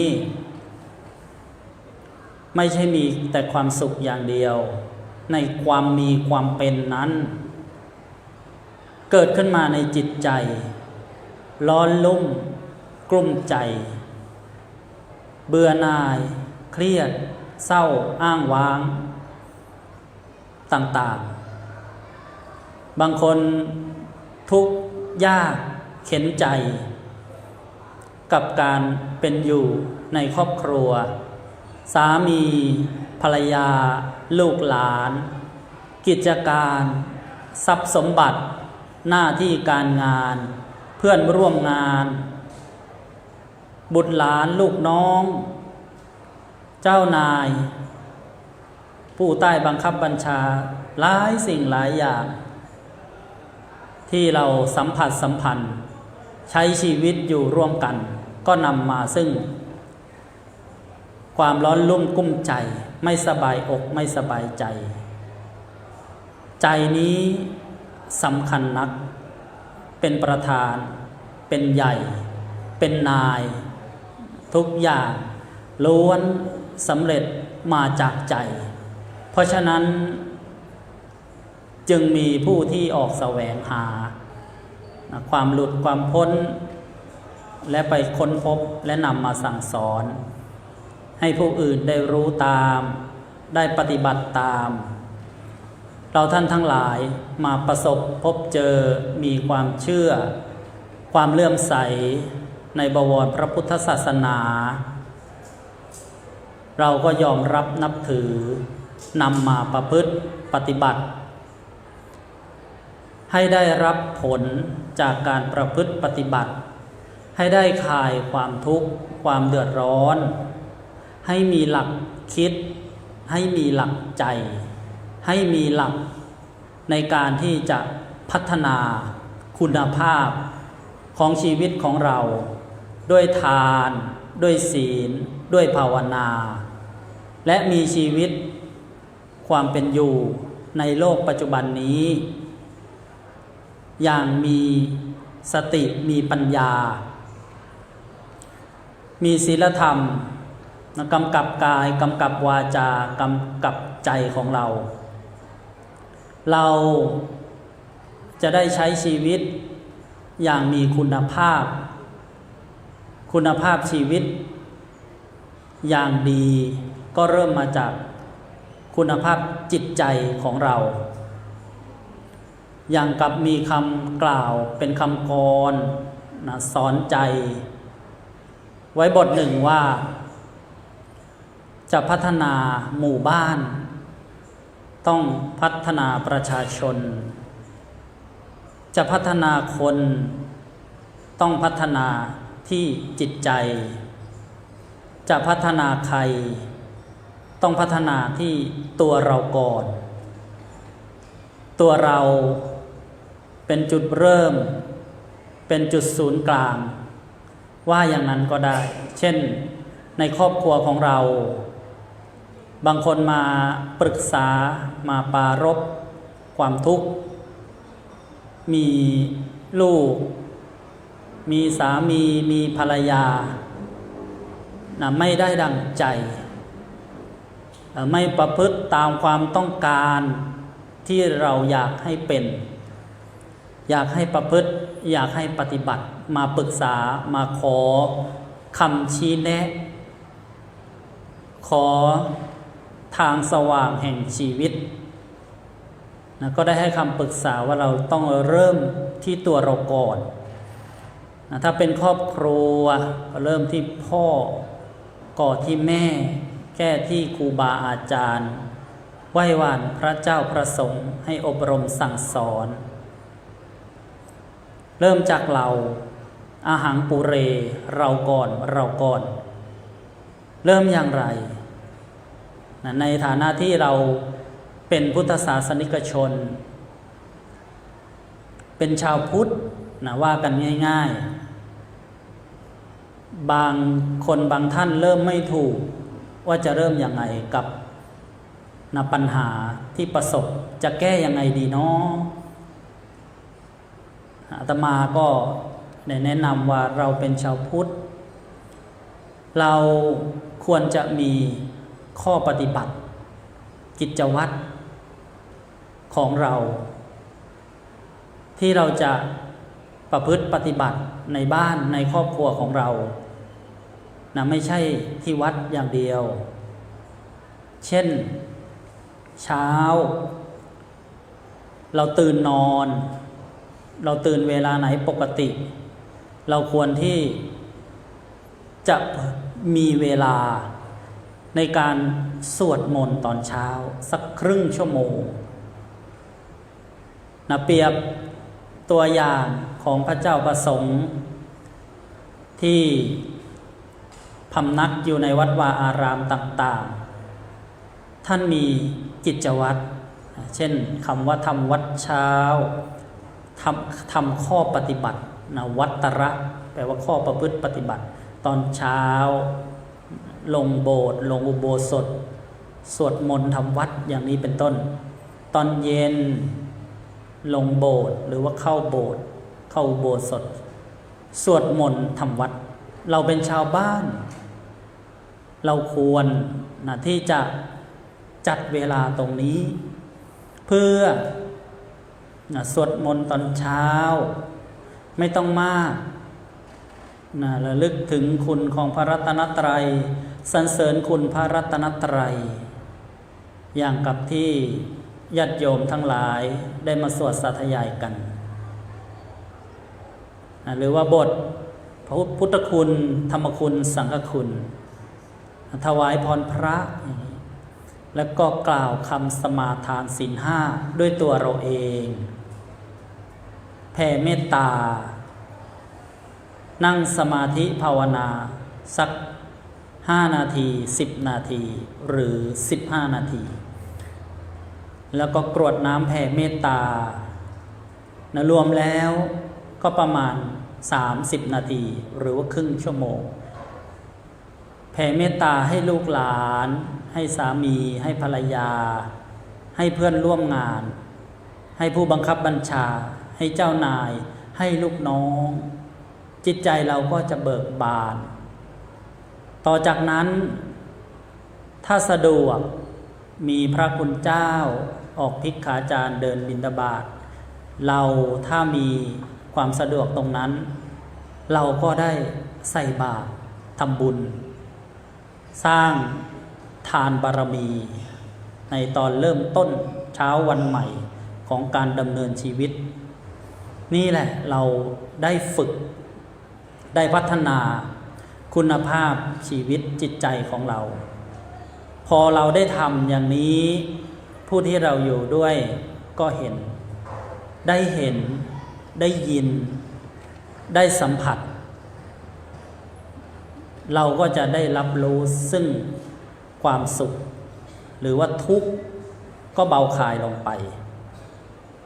ตอนเย็นมีเวลาเราก็ทำแบบนี้อีกนัดเวลาที่เหมาะสมเสร็จภารกิจทางบ้านเรือนชวนกันปรึกษากันชักนำชักจูงกันด้วยถ้อยคำอันรื่นหูไพเราะพูดเรามาสวดมนต์กันนะเราควรที่จะสร้างบุญกุศลจากการได้กราบระลึกถึงคุณพระรัตนตรัยเป็นเครื่องป้องกันสิ่งไม่ดีต่างๆแล้วก็ได้ฝึกพัฒนาจิตใจของเรานี่อย่างนี้เริ่มที่เราเริ่มที่ครอบครัวของเราอย่าอายต่อการสร้างธรรมในคุณงามความดีต่างๆเรามีศรัทธามีปัญญาแล้วเราก็ลงมือทำเรียกว่ามีความภาคเพียรแล้วเราก็จะได้สัมผัสผลที่เราได้ทำด้วยสติปัญญาด้วยศรัทธาเนี่ยจะชุ่มเย็นจะสุขใจจะเบิกบานใจแม้นว่าเราจะต้องไปเจอกับการงานที่เคร่งเครียดสังคมที่เร่งรัดรีบร้อนแต่เรามีสติดีเรามีปัญญาดีเรามีจิตใจมั่นคงดีเนี่ยจะทำให้เราเนี่ยลดความผิดพลาดความหงุดหงิดความฟุ้งซ่านรำคาญใจต่างๆลงไปได้นี่คือแนวการพัฒนาคุณภาพชีวิตของเราด้วยทานด้วยศีลด้วยภาวนาทานทำง่ายการให้บ่อยๆผู้ให้ย่อมเป็นที่รักของผู้ที่ได้รับให้ตาม สมควรที่เราสามารถจะทำได้นะอย่าให้เดือดร้อนตัวเองอย่าให้เดือดร้อนผู้อื่นนะให้บ่อยๆเปรียบเหมือนฝ่ามือที่ชุ่มอยู่เสมอ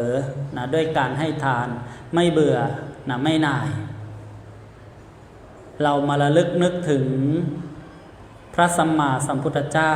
ผู้เป็นพระบรมศาสดาของเราพระองค์ทรงให้นะเรียกว่าสร้างทานบารมีนะทานอย่างธรรมดาให้วัตถุสิ่งของข้าวของเครื่องใช้เสื้อผ้าอาหารต่างๆเรียกว่าทานบารมีนะให้อวัยวะนะเลือดเนื้อเป็นทานเรียกว่าทานอุปบารมีให้ชีวิตเป็นทานเรียกว่าทานปรมัตถบารมีพระสัมมาสัมพุทธเจ้าของเราเนี่ยให้มากมายให้แล้วให้อีกไม่ใช่ให้แค่10 ปี20 ปีเรียกว่าให้เป็นอสงไขยเลยนะให้เป็นอสงไขยสุดจะนับเป็นตัวเลขยังกับในพระเวสสันดรชาดกนะพระชาติสุดท้ายที่พระองค์ทรงเสวยพระชาตินะเป็นพระเวสสันดรดูพระองค์ทรงให้ทานนะให้แม้กระทั่งลูกให้ภรรยา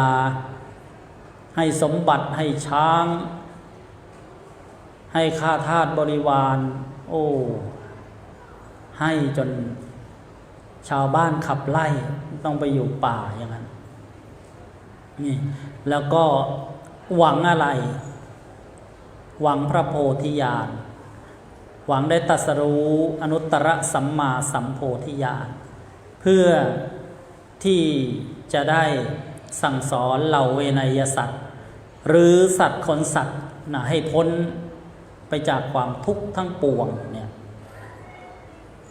นี่เรามาเป็นกำลังใจ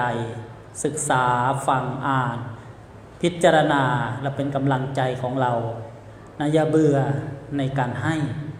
ในการบริจาคนะให้แล้วให้ปลื้มอกปลื้มใจให้แล้วอย่าเสียดายในความตระหนี่หรือว่าในทรัพย์ที่เราได้สละไปนะต่อมาก็พัฒนาคุณภาพชีวิตของเราด้วยศีลนะการรักษากายวาจานะให้เรียบร้อยอย่าไปล่วงละเมิดปัญหาในสังคมต่างๆคดีความต่างๆที่เราได้เห็นเป็นข่าวนะก็จากการล่วงละเมิดในศีล5นิจศีลศีลของผู้ครองเรือนที่ควรรักษาเนี่ยพอล่วงละเมิดกันแล้วเนี่ยก็มีโทษตามกฎหมายมีโทษตามกฎแห่งกรรมโทษตามกฎหมายนะเป็นการบัญญัติโทษของการอยู่ร่วมกันในสังคมก็มีพื้นฐานนะไปจากศีล5ใครล่วงละเมิดบุคคลอื่นเนี่ยเพื่อป้องกันการเบียดเบียนกันการข่มเหงกันรังแกกันนะก็ต้องบัญญัติโทษผู้ที่ล่วงละเมิดก็ต้องได้รับโทษตามความหนักเบาของการกระทำผิดจะไม่รอกฎแห่งกรรมเพราะว่ากฎแห่งกรรมนั้นจะให้ผลก็เมื่อในโอกาสที่มีความเหมาะสมบางครั้งชาตินี้อาจจะตามไม่ทันในกรรมชั่วสิ่งไม่ดีที่ตัวเองทำมาก็ต้องใช้กฎของกฎหมายนะระเบียบของบ้านเมืองนะป้องกันการเบียดเบียนซึ่งกันและกัน ถ้าเราได้หวาดกลัวทุกโทษเวรภัยในกฎหมายในกฎแห่งกรรมก็จะเกิดความละอายชั่วกลัวบาปขึ้นมาเรียกว่าเกิดหิริโอตตัปปะซึ่งเป็นธรรมที่คุ้มครองโลกเราในโลกในสังคมของเราถ้าคนเรามีความละอายชั่วกลัวบาปโลกสังคมก็ร่มเย็นเป็นสุขกลัวนะที่จะทำผิดทุจริตผิดบาปกลัวนะที่จะต้องถูกจองจำทำโทษหรือว่าถูกประณามถูกเขาโพลธนาถูกเขาประจานละอายไม่กล้าทำผิดแม้แต่เล็กแม้แต่น้อยนะก็นำมาซึ่งความสุขความร่มเย็นในชีวิตของคนเราดังเช่นที่พระคุณเจ้าท่านสรุปศีล 5ตอนท้ายว่าสีเลนะสุขติงยันตินะซึ่งแปลเป็นใจความได้ว่าศีลทำให้เรามีความสุขสีเลนะโภคสัมปทาศีลทำให้เรามีโภคทรัพย์ทรัพย์สมบัติของเราเนี่ยไม่ร่อยหลอสูญหายเสื่อมเสียสลายเสียหายไปเพราะเรามีศีลถ้าล่วงละเมิดศีลทรัพย์สมบัติต่างๆก็ล่อยหลอสูญหายไปกับการวิ่งเต้นนะการว่าจ้างทนายแก้ต่างๆการใช้สินไหมทดแทนรับขวัญนะหรือว่าเสียค่าประกอบชาปนกิจศพต่างๆถ้าเกิดเราไปล่วงละเมิดเนี่ยทรัพย์สินสมบัติของเราก็สูญเสียหายไป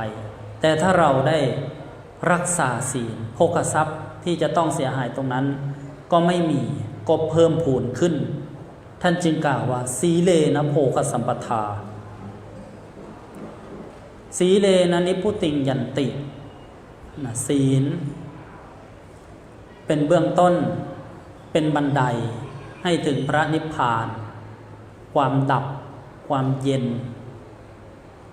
ความสงบสุขเป็นบรมสุขเป็นสันติสุขเป็นสุขอย่างยิ่งดังพุทธภาษิตว่านิพพานังประมังสุขขังพระนิพพานเป็นสุขอย่างยิ่งนี่คืออานิสงส์ของการรักษาศีลต่อมาเราท่านทั้งหลายเมื่อได้ทำทานรักษาศีลเราก็มายกระดับชีวิตจิตใจของเราด้วยการเจริญภาวนาคำว่าเจริญภาวนานี้ก็แปลว่าทำให้มีขึ้นนะทำให้เป็นขึ้นนะซึ่งความเจริญของสภาวะจิตของเราด้วยการเจริญกรรมฐาน